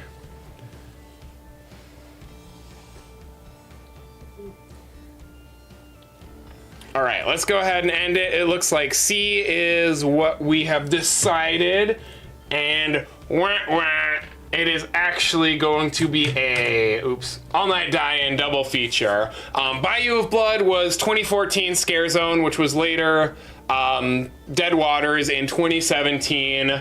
Asylum in Wonderland was in 2008 and was later 2015 3D Haunt. Saws and Steam Into the Machine was in New York in 2010 and then later a Haunt in 2011. But All Night Die-In double feature had its last Haunt in 2006, but then was brought back in 2015 as a Scare Zone. But that's okay. Again, still only 3 wrong out of everything. You guys have a higher GPA than me, so don't get discouraged. All right. We're gonna move on here to the next one. 2017's Festival of the Deadliest shares its name with this lost HHN staple. Staple might not be the correct word to use, but this very exciting lost HHN experience was the Festival of the Deadliest. Was it a fireworks show? Was Festival of the Deadliest a haunted house? Was Festival of the Deadliest a stage show? Or was Festival of the Deadliest a parade? Go ahead and cast your votes in 3, 2, 1. Happy New Year. And just remember, if you do get these questions wrong, you just have to share in my crippling depression. So nothing really different than a normal day not being at HHN, to be honest.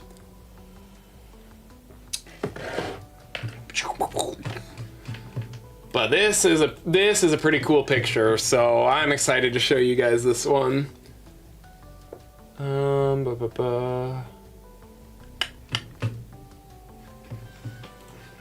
me try and get a few other things popped up here because it looks like we're pretty decided on the answer to this one.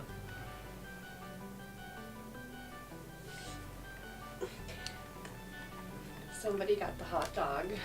Yeah, I know. I've seen hot dog pictures, and I have to eat them now, so I'm not even looking at pictures because I do not want to have to eat that. But I promised I would. Ugh. Dr. Oddfellow hot dog's gonna be the death of me. Y'all are gonna literally make fun of me for the rest of my life after I eat this. All right, let's go ahead and end it while we're ahead. You guys are correct. It was the Festival of the Deadliest Parade. And then if my HHN knowledge does serve me correctly, I believe that a lot of these floats were retired after 2004 or so. And then I believe for 2007 scare zone of Midway of the Bazaar, that kind of took up the whole boneyard area, they brought most of these floats out, and that was a lot of the decoration. Kind of hard to see a lot of good photos from back in the day. Coco, you cannot wait for the hot dog. Stop. No. Banned. Banned forever. All right. Oh, we gotta look at spoilers. So, I was wondering if they were gonna do this for Dr. Oddfellow. I was really hoping that they were going to, and now I can't find it. I'm triggered now. Okay, hold on. Stalling and throwing for content. Okay. Here we go. This looks so freaking cool. The fact that they got the lighting all over Oddfellow to make it look like a circus tent. And a lot of praise for the finale of Oddfellow too, for it just being very crazy and off the wall bonkers. Is there another picture? I think.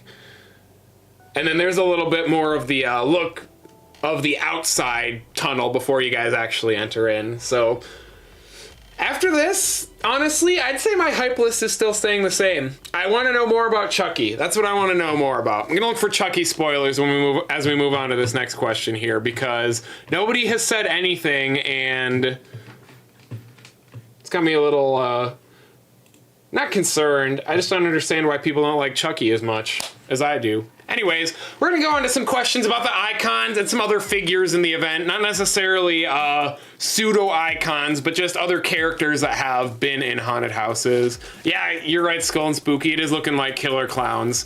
My one gripe when they showed the facade, like the inside facade of the funhouse, was I thought it looked a little too killer clownsy. So I'm really hoping in person it stands more as an original. All right.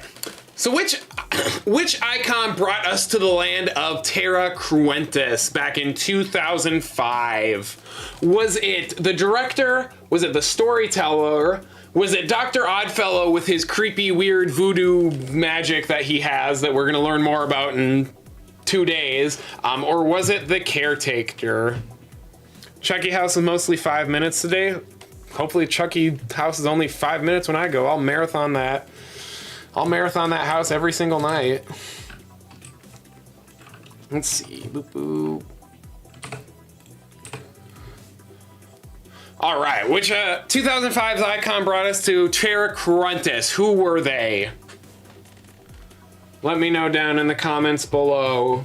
Like and subscribe, please. If you guys are just tuning in, welcome everyone. It's been a little bit of fluctuation, but if you guys are hanging out with me, I know there's a lot of other bigger streamers doing a lot of other very exciting stuff right now. So I really appreciate your support. Just come in and hang out.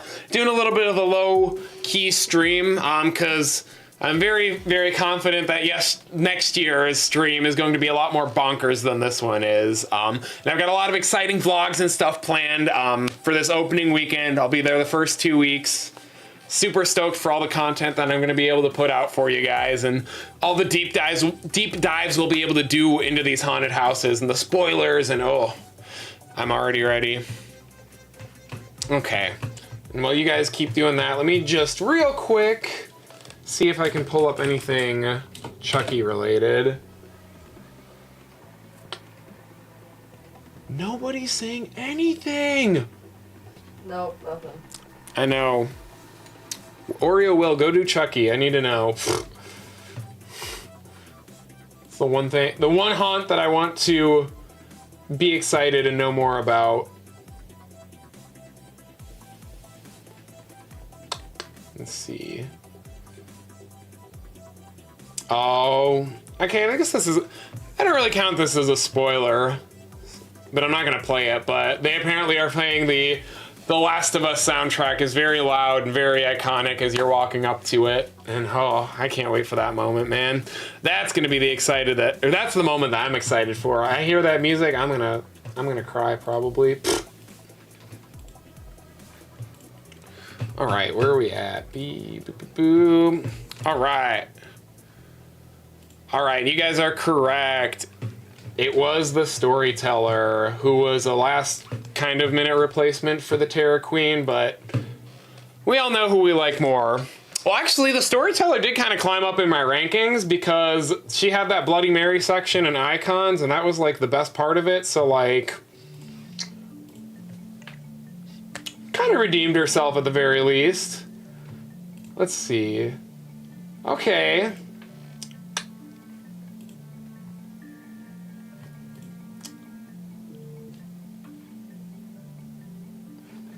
All right, so I don't have any actual reviews or anything to show you guys, but we'll talk about some things. Blood Moon is definitely a dark horse, another scenic masterpiece, which is something that I was hearing a lot before the event.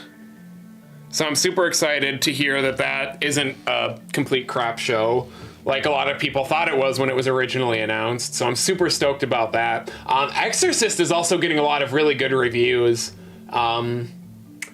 Gross, yes, but also very, very good. So, interesting, because Exorcist is bottom of my hype list. Let's see. That's gonna have to do it for our spoilers for here, and we'll see if anything else pops up as we move on to our next trivia question. This one's maybe a little bit of a trick question, but which of these unofficial icons has made the most appearances at HHN? And that doesn't necessarily mean who has been at the most years, who's made the most appearances overall, including multiple appearances in the same year. Was it Eddie? Was it Cindy Kane? Was it Nathaniel Crowe? Or was it the Terror Queen, who just got body checked by the storyteller for being 2005's icon?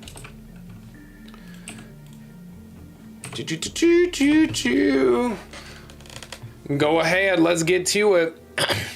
Yeah, all the houses are getting really great reviews so far. You're right, Skull and Spooky. Like, the only iffy things I've seen are for people who aren't Last of Us fans, aren't super hype about Last of Us, and I think I saw one person that wasn't excited about Darkest Steel, but otherwise, every single haunt that I've read a review for has gotten stellar reviews. The only ones I haven't really seen anything on are Chucky, Yeti.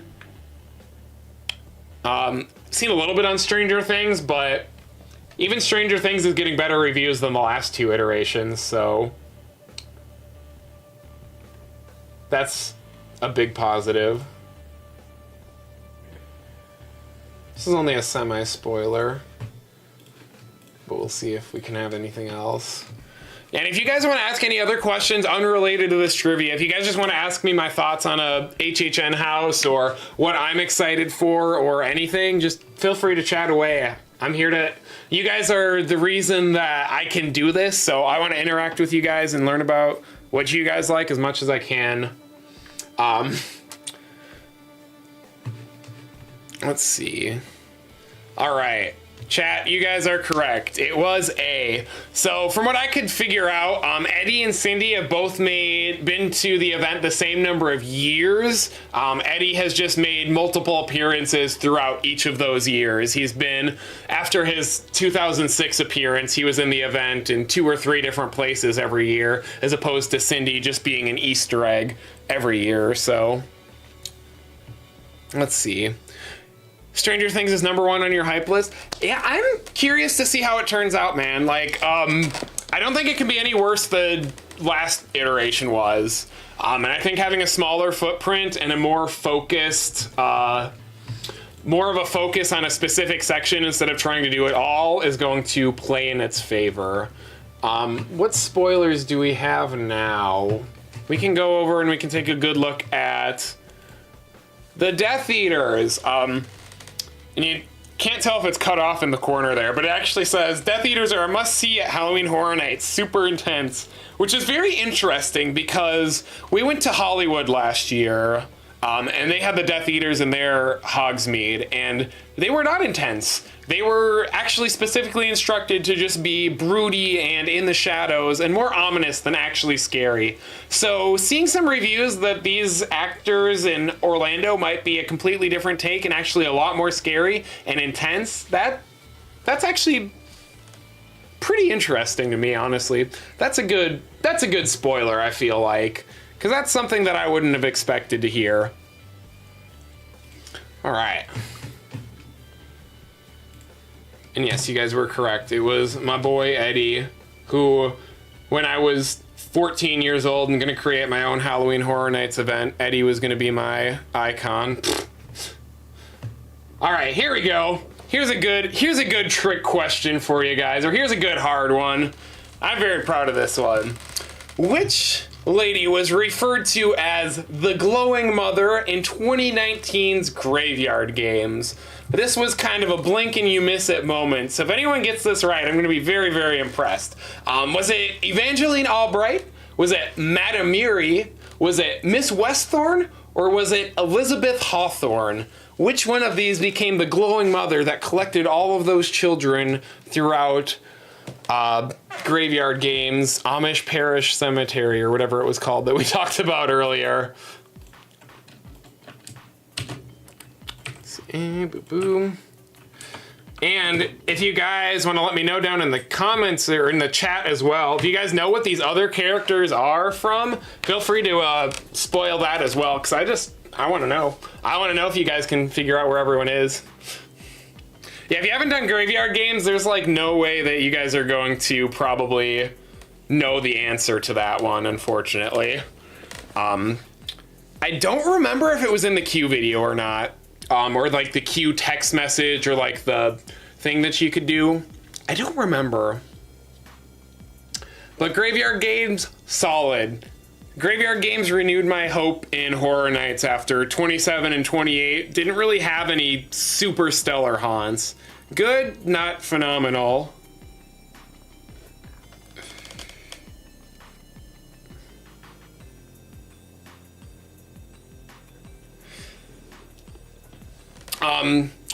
Not necessarily a spoiler alert, but maybe more of a cautionary, or from what I've been hearing, it sounds like it is very congested back by the tents.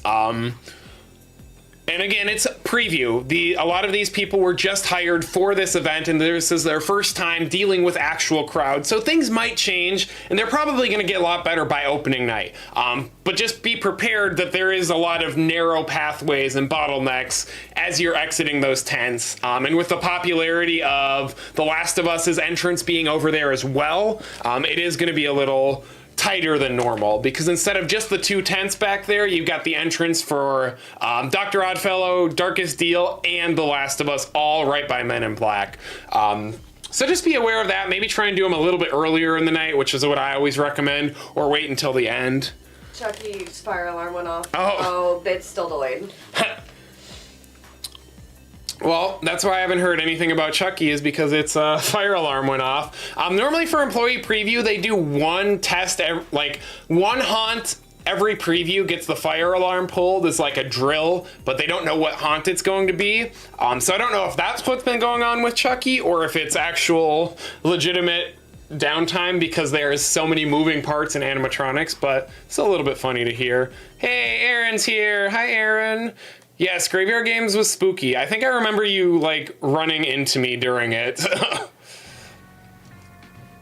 Also, I'm ending the poll because before people can thing. Yes. Let's see. Aaron, I think you got all of it right. Yes, Aaron, you are correct. Miss Westthorne was James' mother in Tooth Fairy. Elizabeth Hawthorne was the wife of the founder in Winter's Night. And Madame Miri was the lounge singer in Case Files Unearthed when you entered the Kitty Cat Club that was singing... I don't even remember what song she was singing because I only was able to do that house like 2 or 3 times because I could hardly visit the event in 2021, unfortunately. Yeah, The Last of Us looking like a mile walk. So unfortunately we didn't get that run correct, but again, this I think was the only reference in the entire house to it being Evangelina Albright. Oh wait, you guys all did say that. I got my numbers wrong. LOL, you guys are great. 10 out of 10. Good job, everyone. I was reading from the top down. Now I have to try and find some spoilers because I was rambling during that otherwise. So eventually Chucky will be back open. So hopefully we get to hear more about that. The biggest, honestly, the saddest part about not being there right now is the fact that all of these lines are so short and they're not going to be like this ever again until next preview next year. Let's see. Hhn.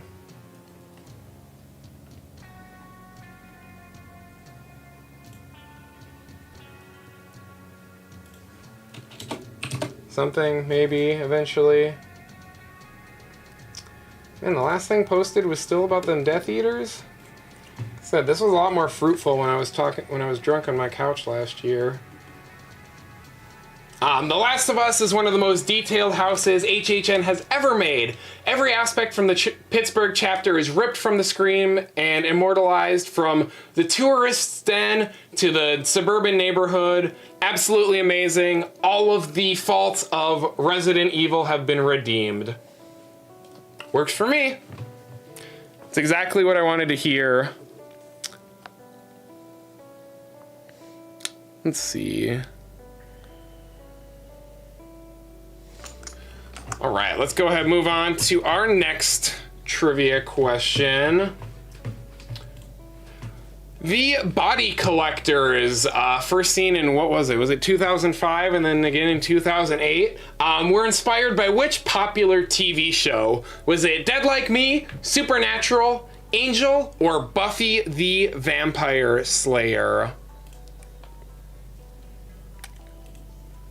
And this kind of again goes back to what I was talking about earlier about how licensed originals and how not everything that's inspired by an IP has to be a direct adaptation. Sometimes the best and the most memorable ones are simply inspired by IPs, or the property is licensed and an original idea is created, similar to Chucky this year, or Universal Monsters. None of those are based off of any specific beat for beat productions.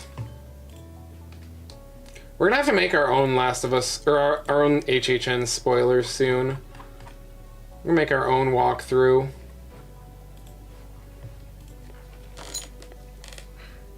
Let's see if I've got any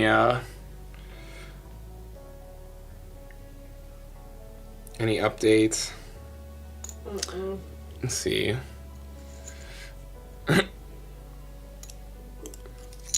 Yeah, Aaron, I agree. Case Files was a GOAT. Case Files was way underrated. Like, it might not have had all the bells and whistles of special effects and everything that the other haunts might have that are more memorable for some people, but it was so different, and it kept everything interesting as you were going through. There was never a moment where it was like, okay, I'm bored, let's move on to the next thing. It was just constantly throwing new ideas at you, and new costumes, and new environments, and new sets, and I think that was solid. I'm gonna raise this up a little bit, because I keep dipping out of frame. Let's see. Longest line so far was Last of Us, and that was only 40 minutes. Yeah, R.I.P. Wish I could say that for 48 hours from now. Okay, bye, Amanda. Go enjoy your live-action One Piece premiere at 3 a.m. I will see you Friday, I'm sure. Don't drag me under any queue lines and give me a concussion. Which house, Aaron, which house has the bad smell this year? Probably Exorcist, let's be honest. I've heard nothing but this is disgusting all night for the handful of reviews that I've seen.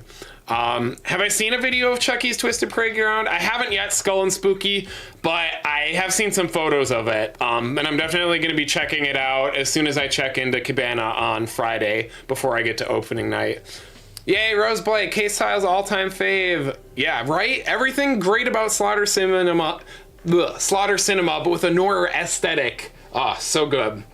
All right, I think we got this right. Yep, Buffy the Vampire Slayer, for sure. And if you guys have been watching my countdown series where I've been ranking all the haunted houses I've been through since 2010, I actually did try and make a little Buffy the Vampire Slayer reference when I was talking about Nightingale's Blood Pit and how it feels very much like an episodic Creature of the Week type feature. So I kind of tried to emulate that art design of the DVD when I made that little meme. So I don't know if anyone caught that or not. I guess it's not really that good of a meme if you have to explain it, but I was proud of it in the moment, and I still am, so that's what's important. And while we enjoy this beautiful view, let me see if anyone has said anything recently.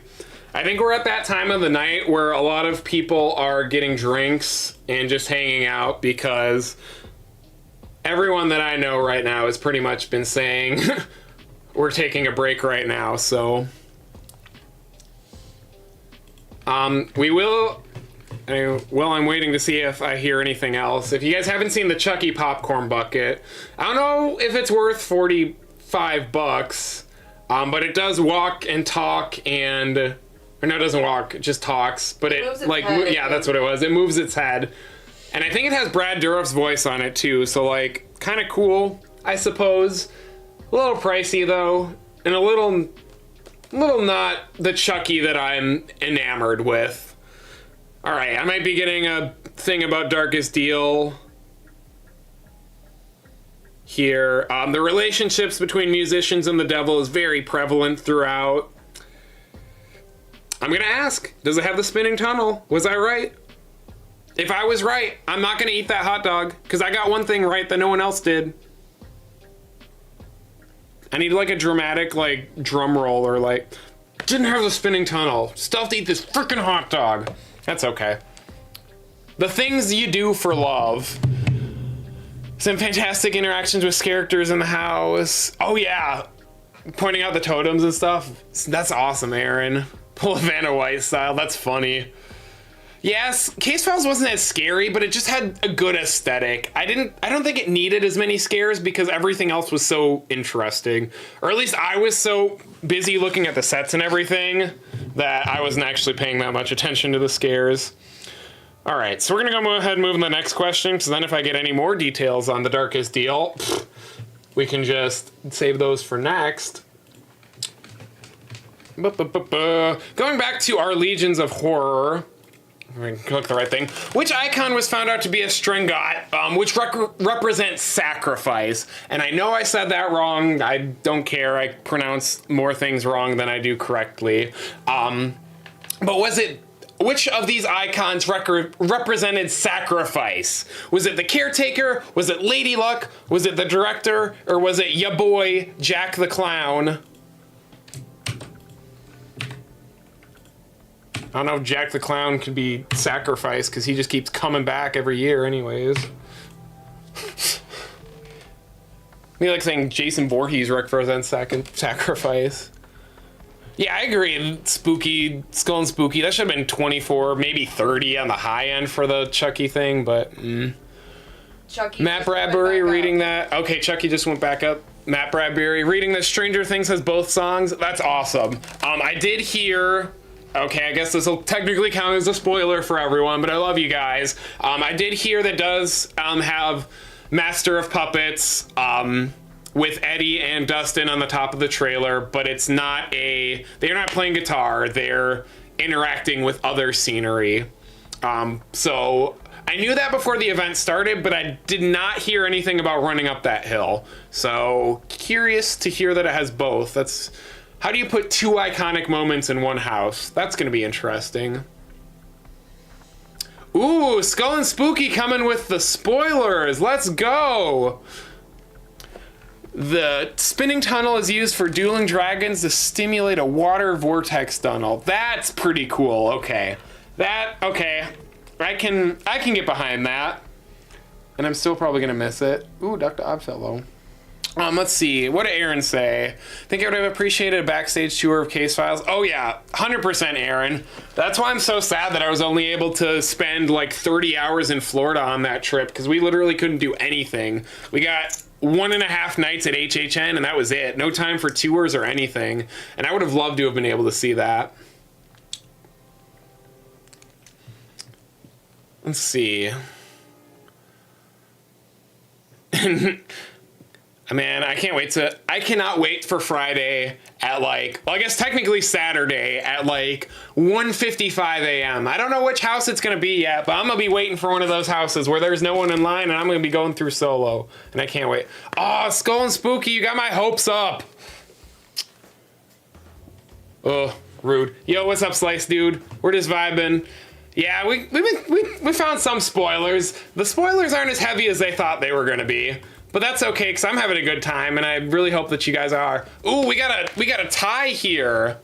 Ooh, thanks for the hearts. I don't know who sent the hearts, because I don't have that much set up yet, but I appreciate it. Let's see if somebody else pops in a vote to see if this tie breaks. Otherwise, we're just going to have to go with it. 10, 9, 9. They're complaining about Peacock Bar. Oh, I'm reading about... Oh, excuse me.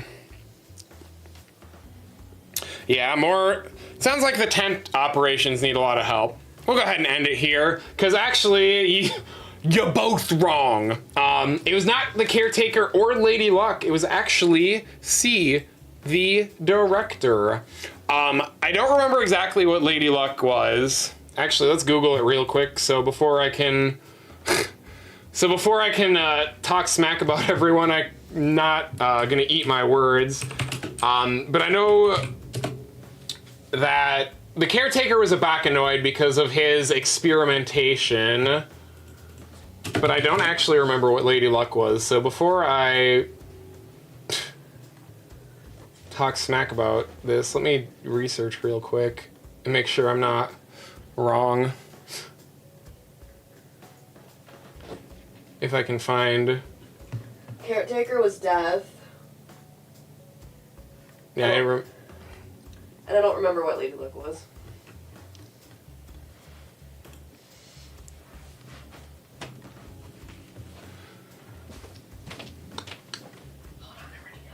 Okay, bye. Bye forever. What's up, Jordan? Are you there? Strenjoy Legion, which is, if I remember correctly, the vampire. Yeah, they're the ones that are seductive and sensual and lurking in the shadows.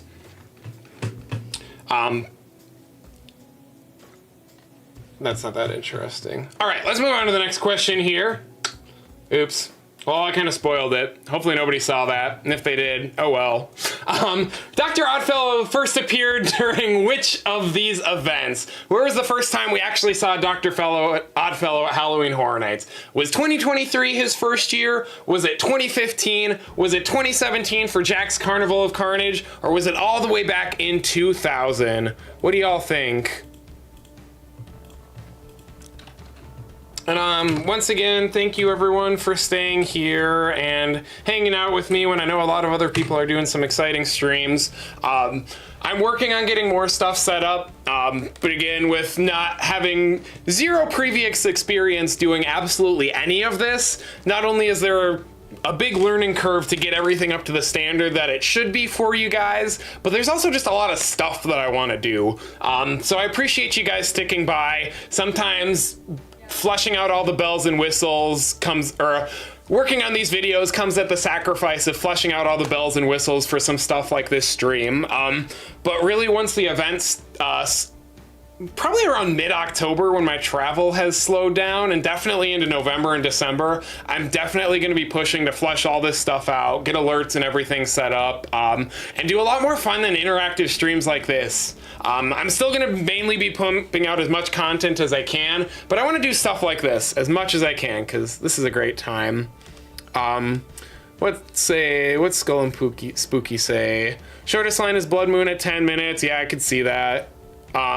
Since that's up front and everyone for preview probably got there early. Dr. Oddfellow. Chucky at 45 since it just came back up. Eric's here! Hi, Eric! I hope you're killing it tonight. Break a leg, my man. I'm happy to see that you popped in. Like, I've heard good things about Blood Moon. Like, I'm stoked. If I wasn't doing Stay and Scream Friday, I would say that I will visit you right away, but I will visit you as soon as I can. Let's see. Nick said Exorcist and Blood Moon. All right, I'll take it. I'll take it. Is this a trick question? Not really. I don't think it is.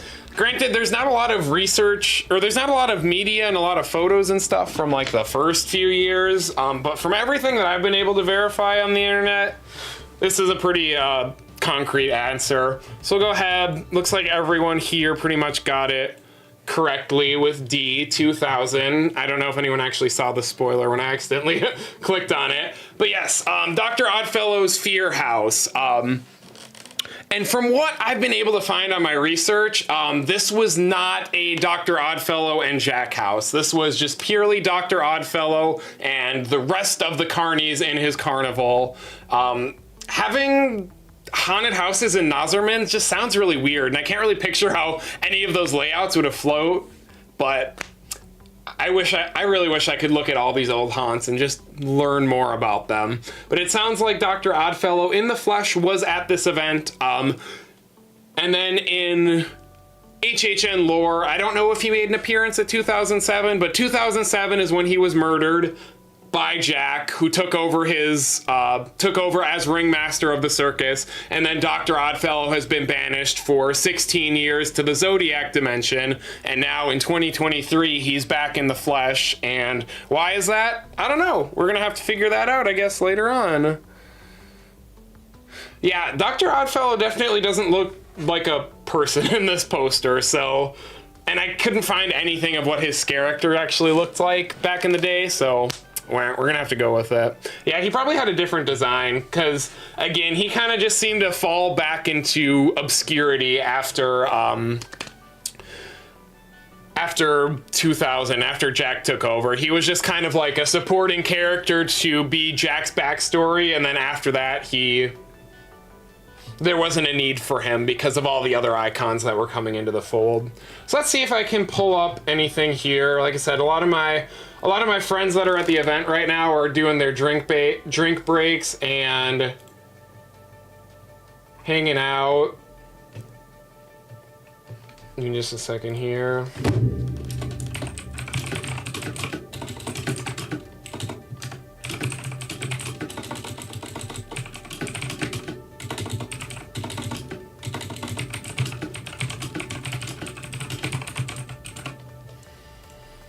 Let's see.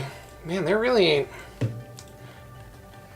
We are going to make, another more darkest deal. Well, if you guys are just joining and you guys haven't seen this yet, I still consider this to be a pretty cool spoiler. There is official confirmation that Megan shows up at HHN. What does she do? I don't know. I haven't been able to find that yet, but knowing that there's actually something that's at the event that wasn't on the map, I think is pretty cool. Is there an annual pass preview? Tonight's Slice Dude, tonight is employee preview. So for all the people who are working at Universal, they get to go tonight, all the hotels and third parties. They don't have any of the rides open, it's just the haunted houses. A lot of them are still in technical rehearsals with final touches, so there might be some stuff that's missing and isn't what it's going to be on Friday. But it's a good chance for all the people who are just hired or people who are working the event for the first time to see what it's like in a more low pressure situation, and it lets them get all that stuff figured out. Oh, I'm super excited for the Zodiac Dimension too, Aaron. 100% stoked. I think Dark Zodiac's gonna be my favorite zone this year. Here's a nice picture of Shipyard 32. Which I haven't seen too much of, but if you guys look over on the left side here, it looks like the door is open and there's a cage. So I'm really curious if there's going to be a scare actor in there. There's also been some bodies that have been seen in like the other crates that are hanging around. So they're doing stuff with that scare zone that I haven't really seen before. They're doing a lot of hidey holes with props. Normally they have hidey holes with people. Hi Nixie, welcome back. Do you want to say hi to chat? Oh, big yawn. All right. So, there's going to be our spoilers for this section. We're going to move on here. If I can click the right thing. All right. What was, drumroll, the first haunted house that Jack the Clown appeared in? The first haunted house that our icon that never goes away, where did he start? Was it Anxiety in 3D? Was it Psychoscarapy Maximum Madness? Was it in the Fear House, which is the Dr. Oddfellow haunt we just talked about? Or was it in Horror Night Nightmares? Let me know in the chat that I'm setting, or in the poll that I'm setting up here right now, because I can't multitask. Let's see. Yeah, I'm guessing Megan probably does some type of flash mob or something. But I was hoping she would have some chainsaws or something, or like props, I guess I should say. So I guess we'll have to see. Inside house photos yet? No. I believe media night at Slice Dude is gonna be Friday. So I would say probably this time, actually, probably this time Friday, maybe a little bit earlier is probably when we're gonna see any inside of the house stuff. Unless Universal posts some promos to build up hype in the next couple of days. Shipyard has variety. Good to hear, Skull and Spooky. I'm stoked about that. Dr. Oddfellow Scare Zone seems very empty with no props or sets besides the stage above you. Thank you for that, Chandler. Yeah, looking at the map even, it only had that little like rotunda right by the wait time sign in Today Cafe highlighted for the scare zone. And I thought they would try and extend it out a little bit more instead of just having it be a mob at the front of the park. But again, preview night, so I'm gonna reserve my full judgment until I'm actually there. But I really hope they can pump it full of actors because it needs it. Have I found any pictures of Chucky House? No, not yet. Give me, as I say, Chucky was down for a fire alarm from what I've heard from basically the time preview started to 10-15 minutes ago. So hopefully soon we start seeing some more stuff. Darkest Deal, Darkest Deal. I'm seeing a lot more people saying that this year is the best ever than I have in the past, so that's gotta be a good sign.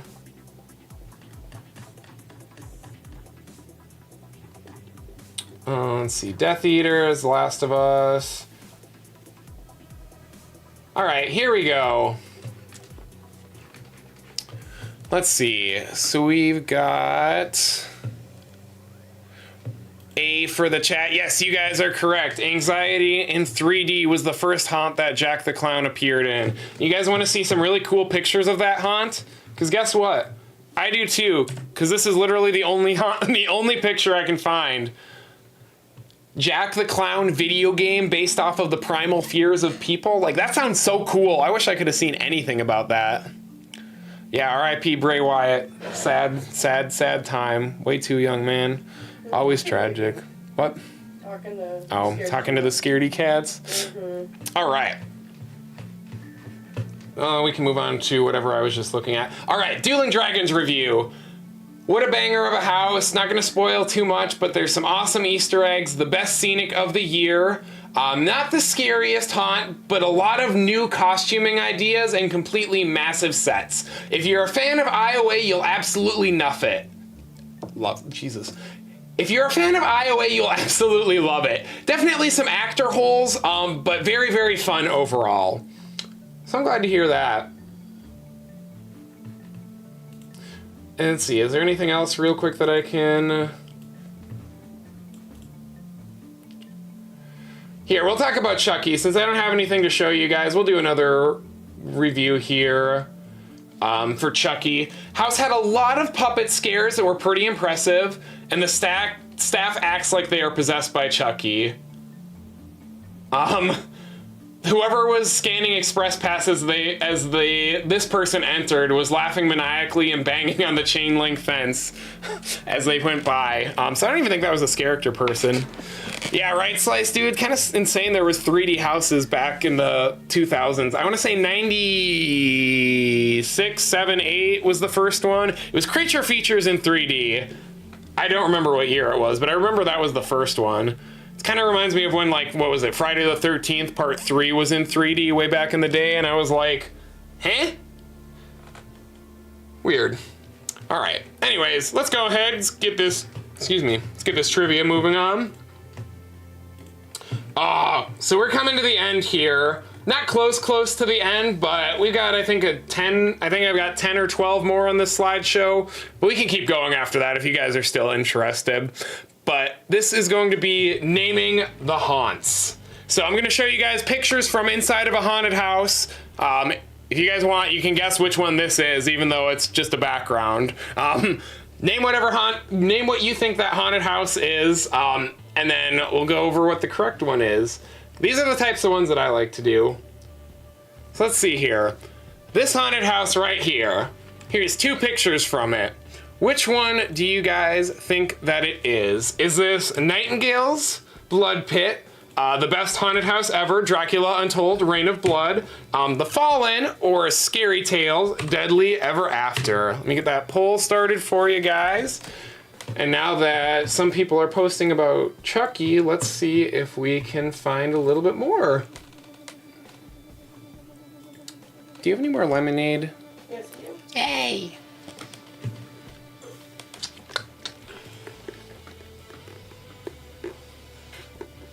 Look at the scaredy cats behind you. Oh, is Nixie being... Nixie, do you want to say hi? I don't know if I can get you on. Maybe if I go to the full view here real quick. There we go. Nixie, can you say hi to everyone? You're just gonna be dead in the background. This is what I deal with when I'm editing, except for a lot more screaming. And crawling on my lap and yelling into the microphone when I'm trying to record things. And no, I can't lock them out because they know how to open doors. All right, let's go ahead and give just a few more seconds here for this one, whichever haunted house this is. Man, hurry up, people. Everybody loves the Darkest Deal, though. I'm seeing tons of Darkest Deal facades. Seems to be the house everyone went to when it was still light out. Yeah, I was gonna say, everyone seemed to do a Darkest Deal when it was still light out. All right, let's go ahead and chat here. Ooh, this is a spicy one. Almost everyone seemed to have think that it was Dracula Untold, Reign of Blood, but it was actually The Fallen. This was the photo on the left here. This was from the armory scene. It looks a little different because lights are on. And then I believe this window was from the hallway right before it. You guys wouldn't catch me putting Dracula Untold in one of these. That house doesn't even remember. That house does not deserve to be remembered. Sorry, Dracula, but that was not a good haunt in the slightest. Alrighty, everyone, we're gonna move on to the next one here. Tell me, which haunt is this? Is this Creatures, Nightingale's Blood Prey, not Blood Pit, but Blood Prey, Havoc, Dogs of War, or Jack Presents Monsters and Mayhem? Don't overthink it. Never overthink it. It'll be the death of you. Whew. Man, my flight leaves in 9.5 hours, and I'm still here streaming, and I still got to pack. And I wouldn't have it any other way.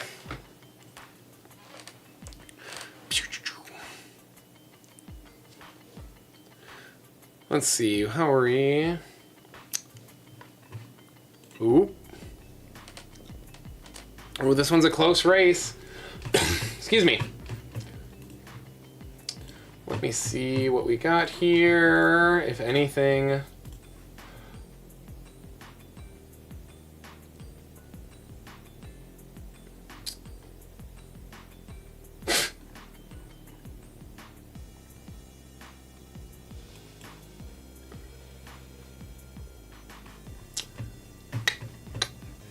A little bit of mixed reviews, but I don't know how much stock I want to put into these.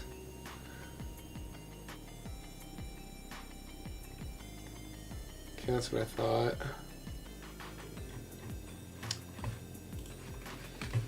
All right, let's go ahead and call it. I should do these more often because now I'm finally stumping you guys. You guys voted for Nightingale's Blood Prey, which technically is not that incorrect, but I actually have a video for this one. It was actually Jack Presents Monsters and Mayhem, a mashup house, and this was the scene of Nightingale's Blood Prey that was represented, but there wasn't any scene in that haunt that specifically was blocked or resembled this, at least from what I can remember. So I feel like this was different enough to warrant it. I like these trick questions. These are fun, especially since I can't find as many spoilers now. This is saving my behind a little bit. Especially since I already have to eat this hot dog in 2 days, and I'm not looking forward to it. All right, we're moving on to the next one here. Another popular series. Clearly, we've got Mikey Myers here. If you guys don't know, me and Mikey are best friends. We go way, way back. Best friends for life. Never made fun of him once in my life. He's always got my back. He's a true homie. So this haunt that we see him in, which Halloween haunt is this from? Is this from Halloween 2022, last year? Was this from the second Halloween haunt, Hell Comes to Haddonfield? The third Halloween haunt, the return of Michael Myers in 2018 in the Shrek queue? Or is this from Silver Screams, the IP mashup haunt? Or I guess I should say, I guess that was an IP haunt, back in 2009.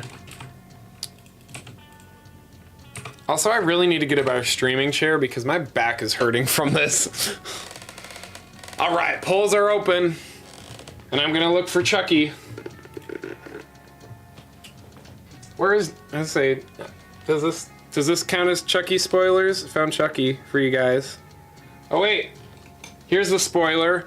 There's 2 of him. What is this voodoo magic? It's all good, Aaron.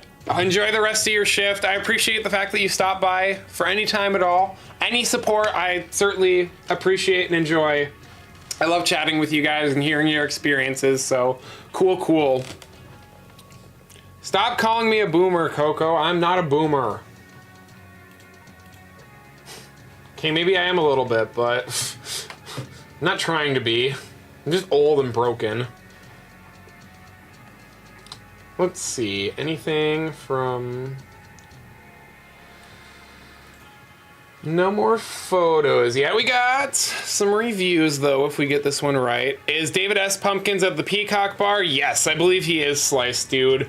I've only seen, like, one blurry picture of him somewhere, so I'll try and see if I can find that a little bit later on. But there's also some people who saw people like him walking in City Walk, and they don't really look like David S. Pumpkins that much, but what can you do? Let's go ahead and end it here. It looks like we voted for the return of Michael Myers, and you guys are correct. If you guys haven't watched my little short video essay I did on Michael Myers, if you want to link it in chat, yeah, that'd be great. What? If you want to link my Michael Myers video in chat, that'd be great. I kind of broke down a little bit of how Michael Myers has changed his appearance at the event has changed throughout the years, and how he went from having some pretty good haunts to some not great haunts, in my opinion. So if you're interested in looking at, or if you're interested in learning about why I make fun of this dude so much, that video is a good reason. Also, I just thought last year's Halloween haunt was really bad. And I'm putting this back up because I'm going back out of frame again. All right, so you guys deserve some spoilers.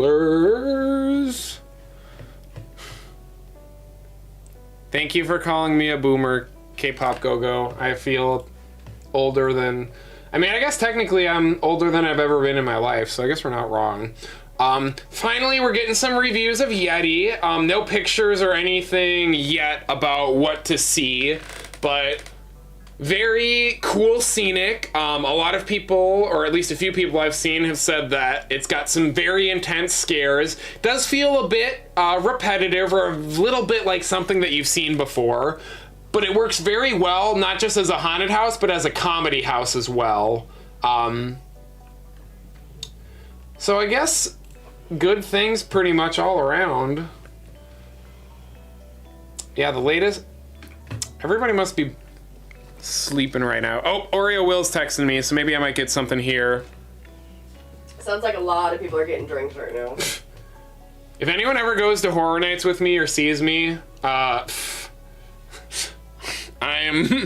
do not stop for drinks. I go to the houses. That is my life. Like, one goal in life is to get every single house done. So I'll have a few drinks here or there, but you're not gonna, my legs will fall off before I sit for more than a half hour to eat or drink. Let's see, what else? That's about all we got here, so let's go ahead and move on for some more trivia. That was technically a spoiler. We got anything on monsters yet? Yes, I gave up. Triple scare somewhere in there. I don't know if it's the finale or if it's like 2/3 of the way through, like Legends Collide was. People are saying it has the best facade so far of the year, and there's also a really cool bungee scare somewhere. So looking for that. Oh, speak of the devil, I gave up. Oriel Will's texting me right now. Some issues with actor triggers and monsters, but a very strong house in all caps. Starts with Phantom, ends with Jekyll, with Invisible Man in between. Let me see, any cool effects? We'll see what he said.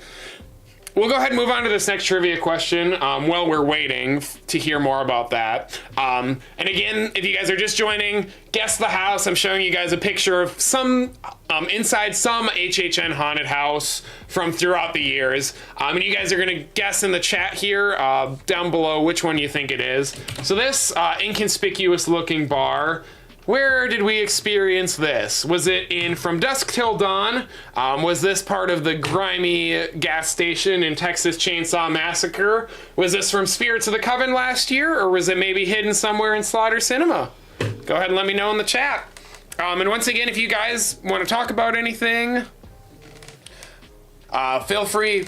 This is a two-way street here in the chat. I want to get to know you guys. I want to have fun. I want to do cool interactive stuff. So if you guys want to hear my opinions on anything, or see me do something stupid, or just go on an unhinged rant about God knows what, let me know. I'm here. I wouldn't be here without you guys, and I appreciate your support. Yeah, I do want to hear, I agree, Skull and Spooky. I want to hear more about monsters, just because I said it in my countdown. I said it in one of my streams, but like, the series has gotten better and better. Bride of Frankenstein Lives was like 30 places higher than the first Monsters was for me. And Legends Collide is like 20 places higher than that. So if the Unmasked is any better than last year, it's probably going to be in my top 5, which is pretty crazy to think that, what, Dueling Dragons, The Last of Us, whatever haunt we were just talking about, Universal Monsters, and maybe even Blood Moon all have top 10 potential from what I'm hearing. Stoked. Jello Sausage, am I going to be at HHN Orlando on the 10th, 14th? I will not be on the 14th, I don't believe. I fly back. Yeah, I fly back on the 11th. So I will be there the first 2 weekends, but I will not be there again until later on in October. Any reviews on Stranger Things or Last of Us from Theme Park Adventures? Stranger Things, not really. I've heard reports that both Running Up That Hill and I can confirm that Master of Puppets Instrumental is in there. But it sounds like focusing only on Vecna and having a smaller footprint than previous versions is working to its advantage because people haven't been saying bad things. No glowing reviews, but no bad things either. Last of Us, if you like the game, you're going to love the haunt from what I hear. I'm not spoiling the finale because I've heard what it is, and I think that's just so bonkers that I want everyone to see it themselves. But very good sets. I think Oreo Will said that one had a triple scare as well.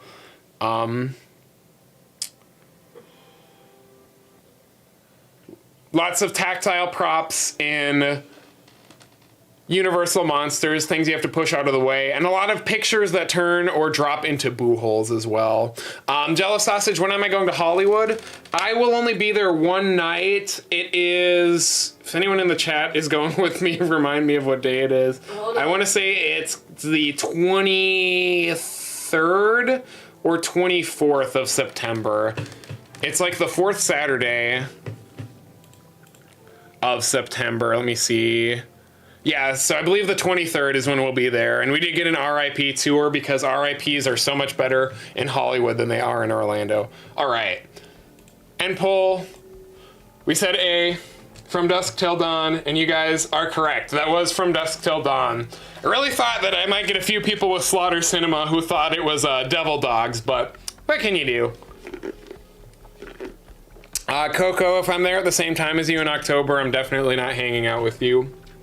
Because you're smelly and you're going to be at Hogwarts, and I want to be smelly in Chucky. I had to think of which haunt I was most excited for again. All right, so I owe you guys spoilers. Yeah.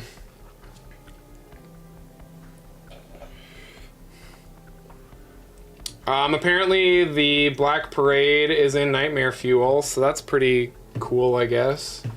Also, if you guys didn't see, they updated the Rip Ride Rockit music track list, and now the Black Parade, a song from, what was that? Was that 2006, 2007? I feel like I should know this off the top. Yeah, 2006 is now considered classic rock / metal, so yikes on bikes for that one, but let's see. Why are RIP tours better in Hollywood? To answer that, Courtney, I think you just get a better value. In Orlando, you do get the food, you get the dinner that's included, and you get the food stops. But everything else, your lanyard just pretty much guarantees you that RIP tour. You don't really do anything extra with it. In Hollywood, that RIP lanyard is unlimited express all night in every single haunt. And Hollywood's lines are typically a lot shorter for express. Like, I've never had to wait in 5 years of going to Hollywood, I've never waited more than 3 minutes in an express line there, even when the park was sold out at capacity. So you don't even have to do the RIP tour. You can just you can just pay for the RIP tour, go to your free buffet, and then just get unlimited express at every haunt every single night. But when I do it in Hollywood, we can do the early tour, do a few houses, we go to the dinner, and while we're doing the dinner, there's 1 or 2 haunts that are like right close by. Doesn't take me an hour to eat food, so I can shovel in some buffet food in 20 minutes or so, and then spend 40 minutes getting 2 or 3 runs in a few haunted houses, and then doing the rest of the tour, and then the last 2 hours I still have unlimited express to hit up everything at least once, if not 2 more times. So I just think you can get so much more done in Hollywood with RIP than you can get done in Orlando with RIP. Rip Ride Rockit got downgraded. Yeah, I wasn't really a fan of most of the songs anyways, so I'm totally fine with that. Do you think they'll ever bring back Bill and Ted Slice Dude? I really don't know. So, quick tangent while we wait for spoilers to load, question mark. Not Scary Farm. I know some people in here follow West Coast, but Not Scary Farm announced this year that their hanging show is going to return. And that was basically be the equivalent of Universal saying, we're bringing back Bill and Ted. It's their pop culture show that was very tasteless to most people, and very crude. So the fact that they brought it back is really kind of I want to say I don't know how to describe it, but it's very interesting to see that they're basically doing the exact opposite of what you'd think that they would do. And I don't think that Universal's ever going to follow suit. I think that's one thing that Universal has... The time has passed, it's dead and gone, and other than maybe some cameos in a few haunts or maybe some other shows, I don't think they're ever going to bring back a full revival.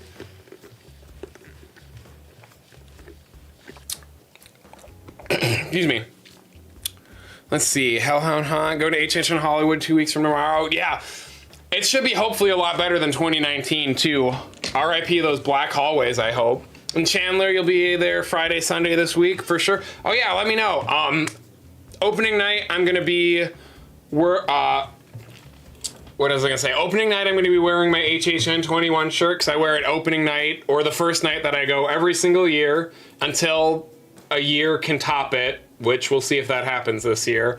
And then I'll be wearing my custom big 6 Billiam shirt on Saturday and maybe Sunday, courtesy of Coco Raven Rose.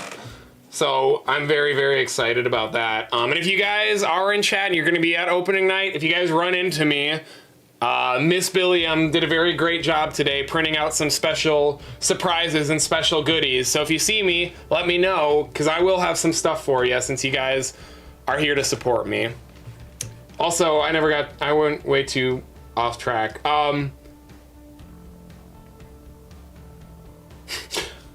Whoever was asking about David S. Pumpkins earlier, it's not good reviews so far. No b-boy skeletons, no dancing, no music, just a guy standing there in a costume that hardly looks like him. Seems to be the general consensus for Peacock Bar so far.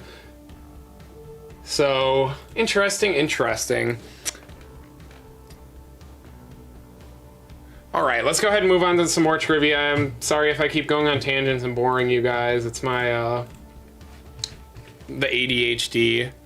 All right, which haunt is this wonderful scene in front of us from? Is this from last year's Horror of Blumhouse in the Freaky section, The Cabin in the Woods, because I put too many capitals, HR Blood and Guts Holidays of Horror, or is this from Yeti Terror of the Yukon? And if you don't know, just go with your best guess, because you never know. I will say, actually no I won't, because that's going to be a spoiler, so I'm going to have to find actual spoilers if I tell you guys that. And we're running dry right now. And I don't really want to go hunting through Discord. A lot of people are liking Darkest Deal. Yeah, I've heard a lot of good things about Darkest Deal. Like, the only haunts I'd heard bad things about were, before the events, were Darkest Deal and Stranger Things were both getting just meh reviews. But a lot of people are saying great things about Darkest Deal, and nobody said bad things about Stranger Things. Nobody said anything glowing about it, but I couldn't really say many good things about Stranger Things 29, but I could say plenty of bad things about it, so I'll take that as a W. Let's see, let's check in with my group, my homies, and see where they at. Comic books, $13 with 4 stories in it. Oh yeah. If you guys haven't seen the Tribute Store, do you guys want to look at the Tribute Store again? Because I can pull that up. Let me know in chat if you think that's stupid. But I guess I might as well pull that up. Because at least then while I go on a tangent, you guys all have something interesting to watch other than me. Boom, boom. Oh, stop playing music. Here. While we're waiting, actually, everybody got this right. You guys are correct. It is HR Blood and Guts Holiday of Horror. And that is the Arbor Day scene, because, you know, Arbor Day is a holiday. You didn't forget about that one, right? And that table saw, it was actually reused in last year's Horror of Blumhouse for the Freaky section. I learned on the tour that it was the exact same table saw. So, man, if I could bring back one haunt, that might be one of them. That and The Thing. Bring those back in a heartbeat. For those people who haven't seen the tribute store yet, let's go ahead and I'll attempt to, with my mouse that is dying, get that pulled up for you guys. So this Tribute of Terror comic that they're looking at right now, this is what's for sale in the Tribute store. It is $13.99 and it has 4 comic stories in it, and then those 4 stories are what you walk through inside the Tribute store here. So I think this is pretty freaking cool looking. You got all the little Boo merch, like, you have all of these 2D concepts that are translated pretty well into 3D, surprisingly. Said it might not be my exact aesthetic, but I really like what they're doing here. I've always said about 3D haunts that 3D haunts shouldn't just be black walls with chroma depth paint on it. They should be these intricate 3D sets that have the chroma depth adding depth to it. And that's what I'm seeing in this, is I'm seeing a very stylized, very, I don't want to say realistic type of set design, but it's not just flat painted stuff. There's texture and there's detail and there's depth to it instead of just flat. And I'd really like to see a 3D house that kind of tackles the same type of concepts that this is doing right here. Like the projection on that Cthulhu type monster, like that's cool. That's really cool. Yeah, I agree with you, big ups. Nothing's final until normally, I mean, even opening night and opening weekend, half the time they're still working out kinks. So take everything with a grain of salt. Obviously, if you like things, good reviews are always good. But if you guys hear some things that are negative or needs improvement, it's probably going to be resolved by the time you make it there, just because that's the nature of technical rehearsal. But oh wow, this like, if only Wicked Growth could have had this type of feel towards the end, this like cobblestone-y lantern feel. Oh, that instead of the crappy forest we got, that would have been great.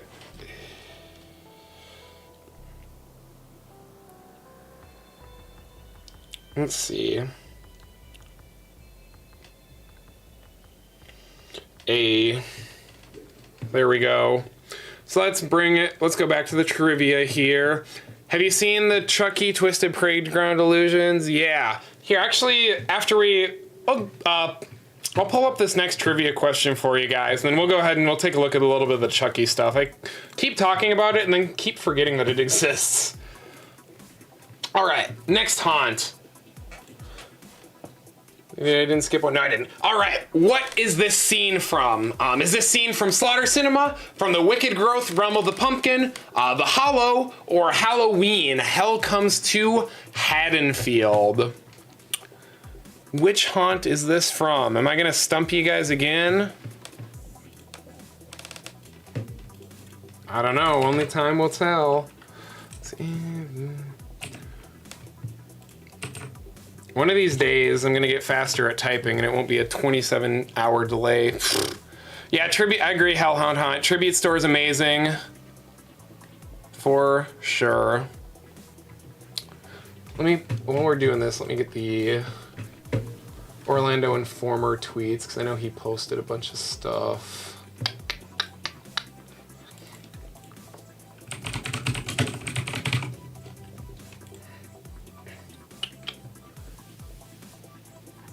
Where? Oreo puts Oddfellow first over the 4 houses he's done so far. Huh, interesting.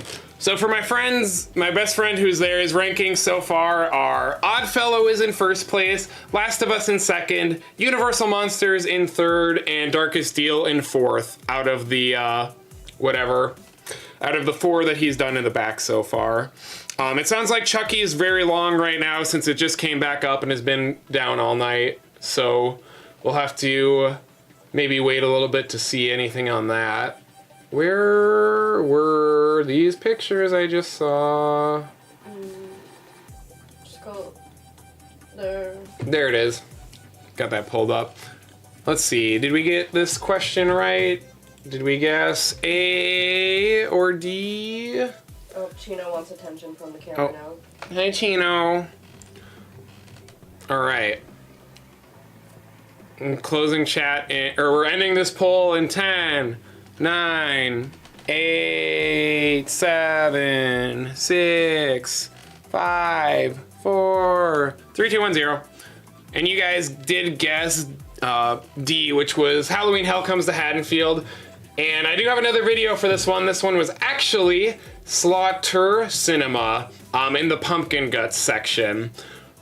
I was really trying to throw some people off because this was also referenced in Wicked Growth Realm of the Pumpkin, and the pumpkin shed whatever scene had a very similar layout to this, but they also did something similar in Halloween too, so I'm glad I was able to stump y'all. All right, I have 3 or 4 more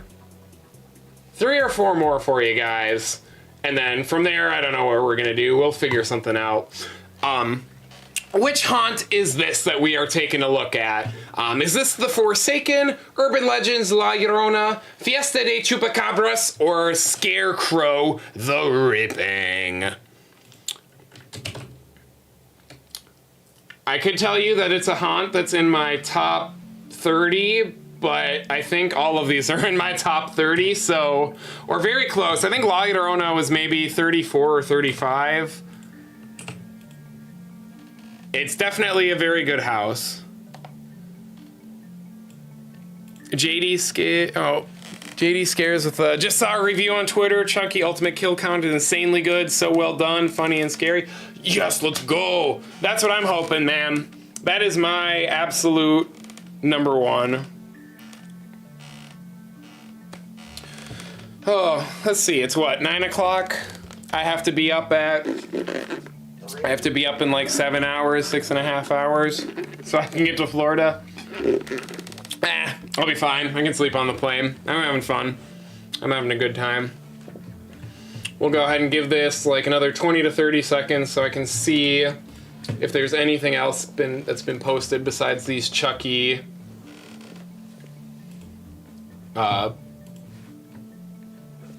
gallery photos. Good. Why is talking so hard?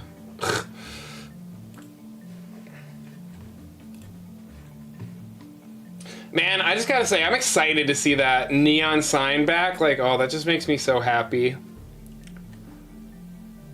Look for the...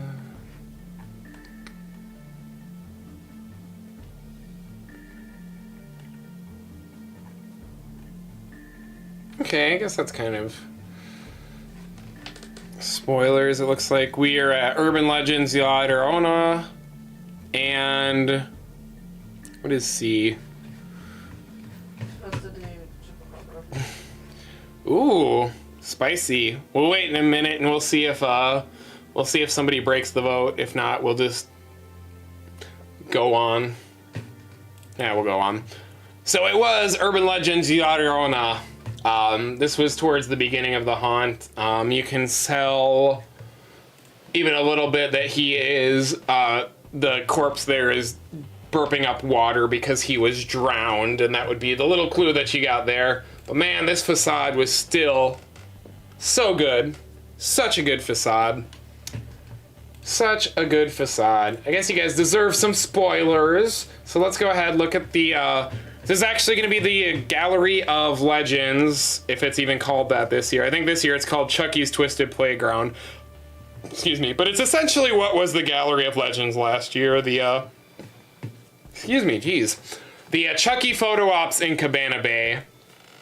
So you've basically got the opening title sequence here. This just absolutely ridiculous. Chucky for President Monument. And have you not seen these yet? As advertisement for upcoming season 3. If you guys don't have Peacock or if you haven't watched Chucky, please support that show.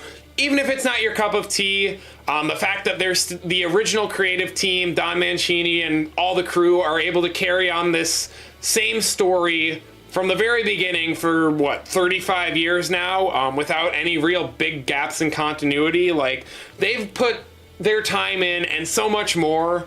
And just to be able to see that they have the ability, they've worked so hard that now instead of having to make these low budget Chucky movies, they can do pretty much whatever they want with the property. Like, that's just what makes my heart happy. Support the people that you love and what they do, and eventually they get to the point where they can do whatever they want and they aren't bound by money restrictions and all that stuff. And it's just so happy for me to see it, man. I love it. It looks like there's a cage. I think this might be a season 2 spoiler reference if I'm not mistaken, but out of context, I don't think it's gonna make too much sense. A good guy Chucky mirror maze. This is actually kind of cool. I have to wonder if any of these are gonna be animatronic or do anything or pop out. And I believe that's all that we've got for that. Still pretty cool. I can see people are posting in chat, so let me pull that up here real quick. I haven't, Slice Dude, I really haven't seen any photos of Oddfellow's entry from the collection of horror. I'll try and look at some here in just a second. Chandler, I agree. I think Dark Zodiac's gonna be super good, and I'm glad they put more floats in it too. Once it's fleshed out, I think that might be one of the best zones. Skull and Spooky, yeah, Chucky, like I said, not everyone's cup of tea. I don't hate the main trio, but I think they could be portrayed certainly a little bit better, and I think they ham it up just a little too much. But again, I'm happy that they're at the point where they can ham it up and they can have fun with it, and they can just do these crazy episodes that you would have never thought Chucky would be doing 10 years ago. So, if anything, I gotta give him credit for that. And yeah, Brad Dourif reprises his role for Chucky for both this and The Haunted House. You're correct, Skull and Spooky. And if you guys didn't know, Troy Baker and Ashley Johnson, aka Booker from Bioshock Infinite and Tara from Teen Titans, how I'll always remember them by, reprise their roles as Joel and Ellie for some new audio in The Last of Us as well. So that's pretty cool. Another review from JD Scares. So far I've done Yeti, Stranger Things and Dragons, 1 Decent House, and 2 Best of All Times. So I have to imagine Stranger Things or Yeti was decent, but man, can't wait. What is it now? 44 hours or something at this point till I'll be there? Huh. At least I got to spend a night with you guys instead of being sad and drunk on my couch. Not that I get sad and drunk all the time, but I feel like I have an excuse to do it on preview night when I live halfway across the country. All right, we've got 3 more of these, so let's try and get through these real quick. Well, I just spoiled one of them, so anyways. Oh wait, no I didn't have it pulled up. Haha. Streamer's incompetence saves himself. All right, next haunt. Lovely, dilapidated, overgrown foliage. Is this from Descendants of Destruction? Seeds of Extinction? Was this a sneak peek at The Last of Us from this year? Or was this from one of the Walking Dead houses, specifically 2013's?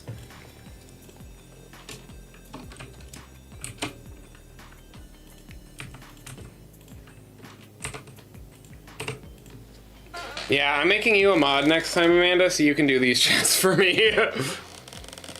Do you think next year they'll try and do Last of Us Part 2 for a house? I don't think so, Slice Dude. Maybe if the show becomes successful in a couple of years, they might try and do it. But I'm replaying the game right now very slowly, but I just cannot think of very many memorable, scary set pieces that, besides the Rat King and a few other maybe generic type of clicker encounters, but I don't think there's enough horror from the infected themselves, from what I remember, for them to make a haunt that's really as good as this one is. And again, I haven't been through it, so it's hard. Last of Us Part 2 spoilers if somehow you haven't played the game or don't know anything about it. But I don't know how prevalent Joel is in this haunt this year, and it would be a little bit difficult for them to do a part 2 without Joel if he's very successful this year. So I guess we'll just kind of have to see. I'm not saying no, but I'm not optimistic about it, if that makes sense. Aw, thanks, Chandler. Oh, that's so sweet. Get to be you guys, and I know. I'm so happy that you guys are here. I'm so glad that I decided to start doing this and hang out with you guys. Like a year ago, I was afraid to even like hop on a Discord call with my best friends, and here I am streaming with a bunch of people who I've never actually interacted with in real life, and Exorcist. I'm just very happy that you guys are all here. If someone like me can turn their life around. If someone like me can turn their life around and do what makes them happy and get themselves out of toxic cycles, you guys can do it too. And I hope that you guys are inspired by me doing this to make your own lives better and make everyone else's life better. If anyone, I guess we'll go do a little quick kind of spoiler since not many people, or since these last ones have been a little bit but you can kind of see the facade of a suburban house for exorcists that was taken outside of the soundstage. I zoomed in a bit. So technically, legal picture taken from a public area. But there's a little teaser. Let's see, what else? Yeah, I think with the Skull and Spooky, I think with the popularity of the show, and I think Neil Druckmann was just like, please, can we do The Last of Us? I want to say Naughty Dog is based in California, and I'm assuming that they probably have a better relationship with John Murdy. So I feel like those connections, and it was more of the Hollywood side that got The Last of Us pushed to be made this year. And I think that with Stranger Things, there was how do I want to say it? I feel like the marketing budget was already high because of Stranger Things, and it was cheaper it made more economical sense to go for the video game adaptation because it was going to be a little bit cheaper, and they were going to have probably more creative freedom with it, and they would be able to work with Neil Druckmann as opposed to having to go through HBO and all those rights issues and all of that. And from what everyone's saying, it sounds like it's a win-win. And speaking of win-wins, you guys are correct. Landslide victory for Seeds of Extinction. Go ahead and post this one in the chat if you guys know the answer. What haunted houses that were portrayed as comic books also appeared of Seeds in Extinction, if that makes any sense? There was a rack of comic books. Some of them are actually in the tribute store facade right now. But if you know any of those comic books that showed up in the Seeds of Extinction, put them in chat. Let me know. Let's see. Classic Minecraft audience. Yes, I have full confidence in Last of Us. Nick, I agree. Stranger Things was a Stranger Things. That's what it seems. That seems to be the general consensus from everything that I've heard. Yeah, I was obsessed with Seeds of Extinction. Like, I still think that haunt is absolutely phenomenal. Descendants, I feel like it missed the mark a little bit. Wasn't bad, but it didn't do the cool things as well as Seeds did. And I really wish it did. Stranger Things 4 has the highest budget for a house. I think Last of Us might, to be honest. Chucky, maybe, because of all the animatronics. Thank you for the hearts, whoever sent hearts. I appreciate you.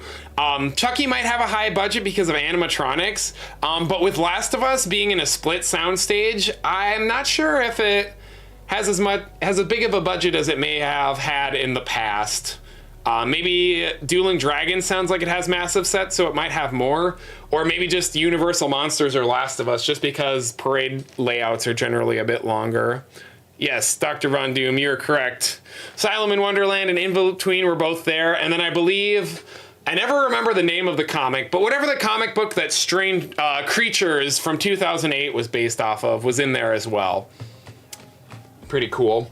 All right, let's get these last two trivia ones out of the way here. All right, which haunt is this? Is this Terror Mines, Gothic, again, Tomb of the Ancients, or Hades, Gates of Ruin? I wanted to make a lot more of these, but as I started to realize that a lot of these period ones all look pretty similar, it kind of took a lot of the red herrings out of some of these questions, so it became a little more difficult with these more stonework heavy period ones. Let's see. Yeah, I've seen that classic Minecraft ambience. Just adding that little bit of foliage for Last of Us in Hollywood made it look so good. I'm really stoked to see that. I haven't heard, you guys are actually answering this. Let me go see if there's any updates, because I haven't heard anything about like what the facades are. Nightmare Fuel. Semi-spoiler alert, Exorcist is scary, and is pretty good. 7 out of 10 review. Much better than I would have ever expected. Honestly, I was expecting that to be full of 4s and 5s all night. So to see that it's that high, solid. Seeds of Extinction was your first haunt, Chandler? Yeah, that's a good one to start with too, especially since it was so like dark and atmospheric. Like that's a good one to set up like I have no idea what's going on. All right, I don't see too much. Give me 30 seconds here to see if I can find anything.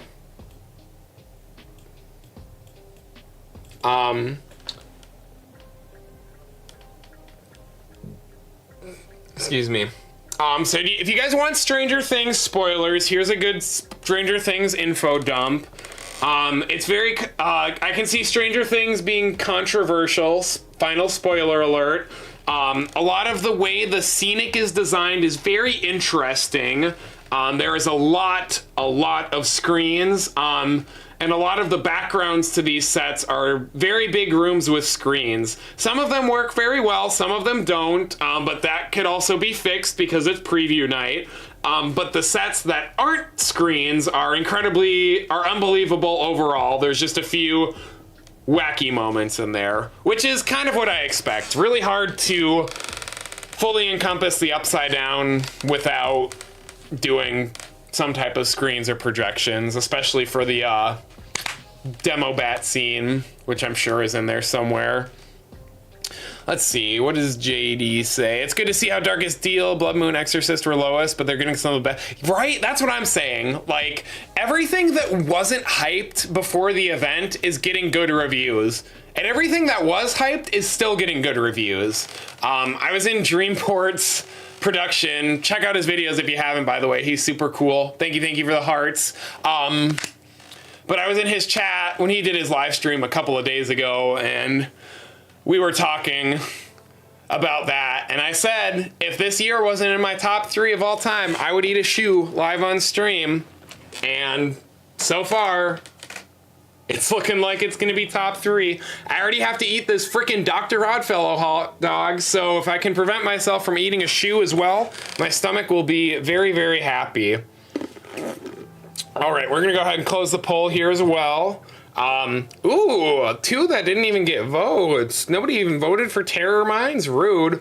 But you folks were incorrect. This was actually Hades Gates of Ruin. I didn't know how many people were going to remember this haunt. And I tried to find the scenes that were a little more not overtly Greek mythology. But yeah, this is way too bright to be Tomb of the Ancients, but this was also not as good as Tomb of the Ancients, so win some, lose some. Let's see, what else?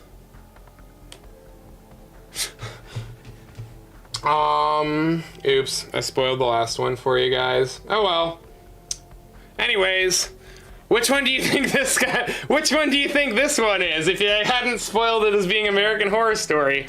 That seems like a way for me to end the stream. Accidentally spoil the last trivia question.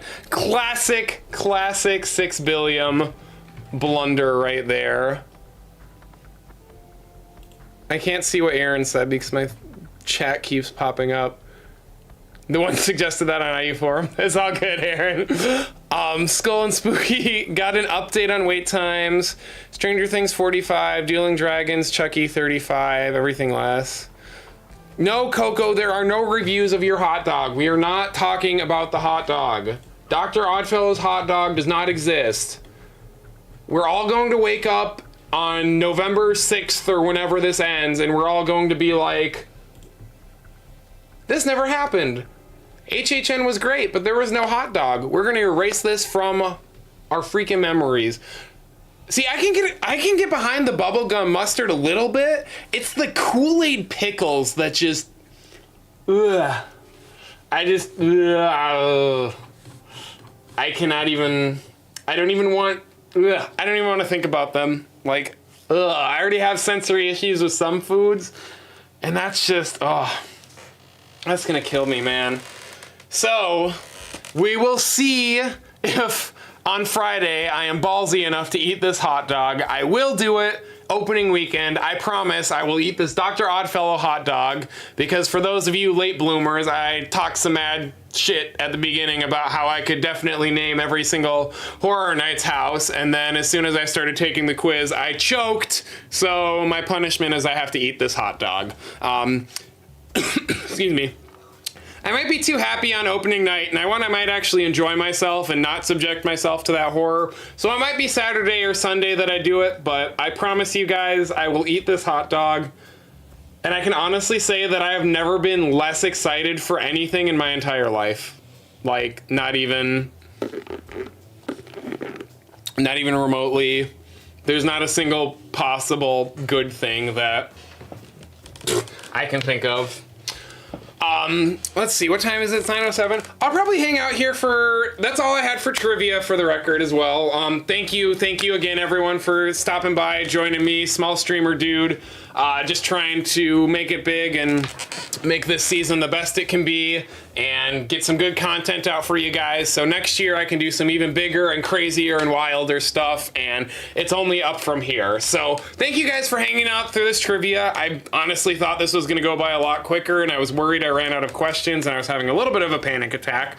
So if you guys have anything you want to chat about for the next like 15 minutes or so, honestly I would stay on here until preview ends, but I have to be up at 4 in the morning for my flight to get there for opening weekend, and the last thing that I want to do is get sick, especially since I have my Unmasking the Horror tours this weekend as well, so I'm literally going to be go, go, go, and I do not want to kill my body and get sick.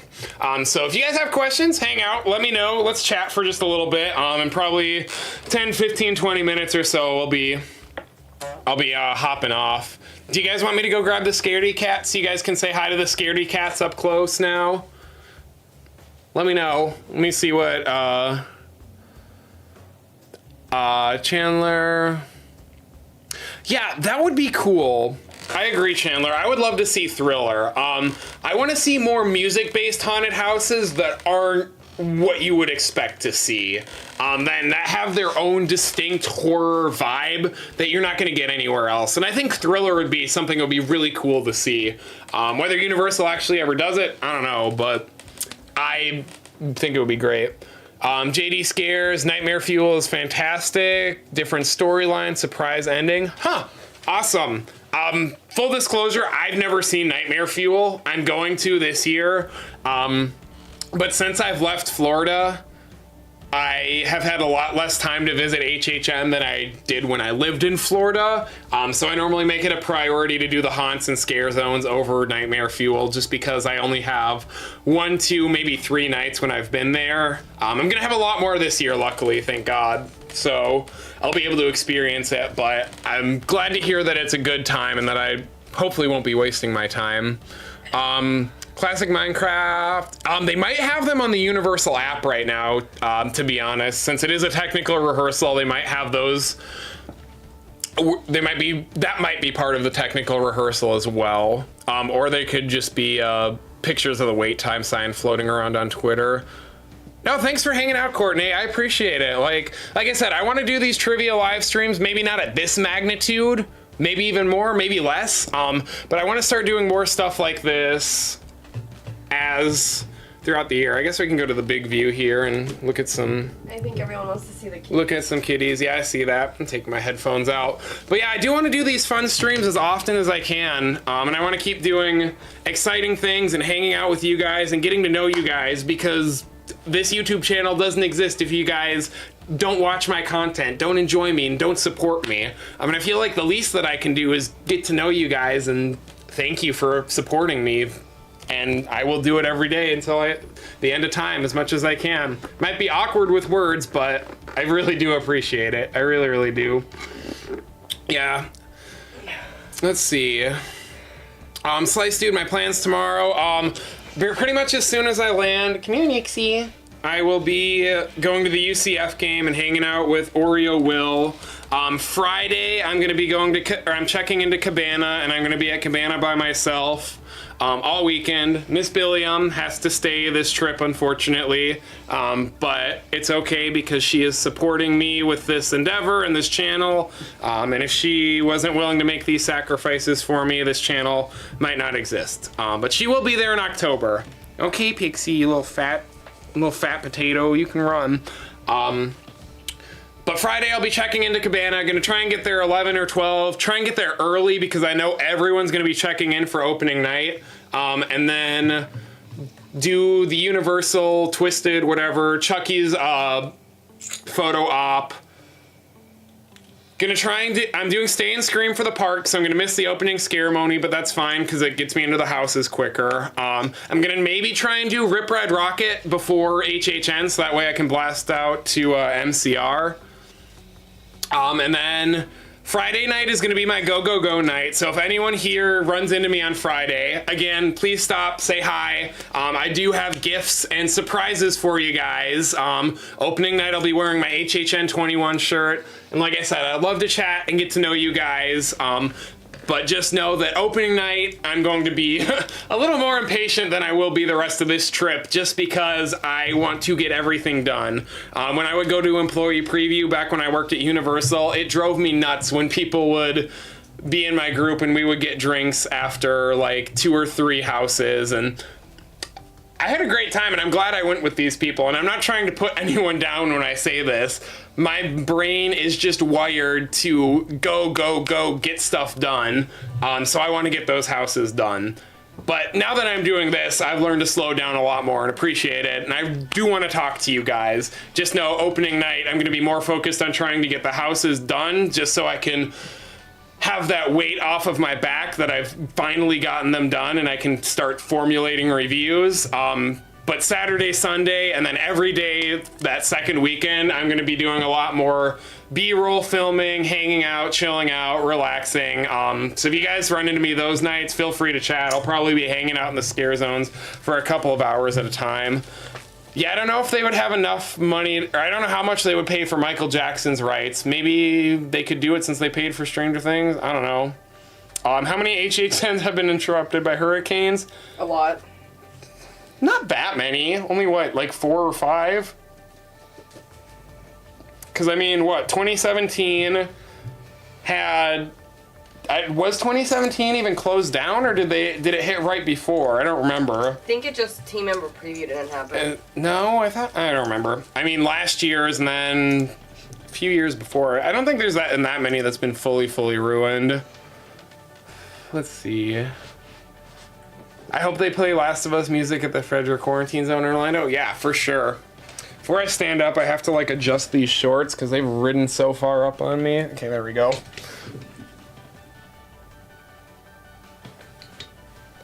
Okay, babies. I'm taking this hot because it's hot up here. Come say hi, Nixie. Come help support the channel. You're the one who's making me money. People come here to see the kitties, not you guys. Or not me. Say hi.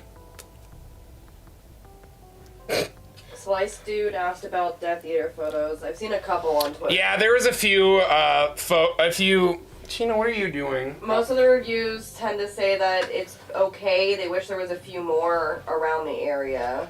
Yeah, I've heard mixed things. The first review that I saw was very, these are a lot more intense than the Hollywood versions are, and the scares were really good, which I was surprised, but then every other review since then said that they were just kind of eh. And something else to note as well is it sounds like this isn't a full scare zone, like they're there 24/7. It sounds like they have like sets in between, like 45 on, 45 off type of thing, where they then do a opening ceremony and a final like goodbye ceremony. I don't know what the term for it would be, before they go. So we'll have to see. Come on, Chino. You guys all behaved very well. I thought one of you was gonna come in here screaming at the top of your lungs. Yep, you want bug? There you go. Yeah, it's not even that, Chandler. It's just that, I don't know, I get hyper fixate on things. And even though I know I'll be able to get everything done in 7 days, since I have a frequent fear with Express, it's like I just want to be able to say, like, I want that sigh of relief that it's done. I've been waiting 10 months for this event to start, and I just want to say that I've done what I want to do, so that way the rest of it is just easy street. Somebody's waiting for Bug. Yes, I see. He's cranky. You gotta come here and get it and say hi to everyone. Oh, your sister gets it. Come say hi, you angry little man. This is Chino, and just like in the countdown videos, he's a little demon. See? Demon. You could work in the Exorcist house. All right, anyone have any final questions or anything that they want to chat about before we sign off? Because I still have to, I have to pack up some of this stuff before I can go to bed, because I need to be able to do videos while I'm there. So, if you guys don't have any final questions or comments or anything that you want to chat about, once again, thank you guys. I wouldn't be able to do this if you guys didn't tune in. This is my biggest stream yet, both length, content-wise, and the amount of people that tuned in, and I'm eternally grateful for everyone that was here. Hopefully, like I said, I've got a Florida trip, I've got a California trip with lots of filming, lots of vlogs, lots of stuff that I want to get done, and lots of content I want to create, and hopefully towards October I will be able to sit down, do a few more of these live streams. I'll be able to get alerts and everything set up so I can see if you guys are subscribing to me. Hopefully I'll be able to apply for partner program by then as well. But if you guys like these live streams, let me know, leave a comment or something on the playback, because I do want to keep doing these. I found that thank you for the hearts. I found that I enjoy doing these live streams a lot more than I enjoy doing the pre-recorded content, and that's not to say that that's gonna end. I'm gonna keep doing videos, I'm gonna keep plugging away at them. I'm gonna try and get this countdown final section done by the end of September, but again, that kind of fell to the wayside because this tips and tricks video took so much longer than I was anticipating to get done, and then trying to get this stream set up, getting a new camera so that way I can get some good footage for you guys. Lots of big things in the future, and I love you guys. Yes, Pixie, I love you too. I know you're mad I'm not paying attention to you. Thank you, thank you. Thank you, Hellhound. Thank you, Courtney. I will have a great trip. Thank you, Aaron. Ooh, painting hot signage? Ooh, I want to see that Scenic work. That sounds awesome. Hit me up. I want to see what you've been working on. That's cool. Thank you guys again. Said more great content coming in the future. Okay, Pixies, stand up for 2 minutes so I can do my final farewell to everyone. She hot, she boy. Yes, so plenty more. I'll try and do a bunch of shorts if I can on opening night to get some Scare Zone stuff out. Maybe I'll do a live stream if I can do it in the park. I just don't know if I'm gonna have good enough internet on my phone. But yeah, everything these last 6 months or so since I uploaded my first video, this has all kind of been the training wheels and the practice run, and I feel like tonight is when it starts. Tonight is the rest of my life. Tonight is my the day that my professional career starts, and it's only going to get bigger and better and crazier from here. I already have lots of ideas for stuff I want to do. The skills and the money just have to catch up to it. And again, all of it comes down to you guys hanging out with me this whole 3.5 hour stream and pitching in, giving these hearts. Appreciate you guys. I'm going to go ahead and get signed off so I'm not completely dead for this flight tomorrow, and I'm coherent enough to not miss it. But everyone have a great night. Say hi to me at Horror Nights. Love y'all. I don't really know what to say. Part 5 for the ranking soon. Hopefully by the end of September. Have started it. It just...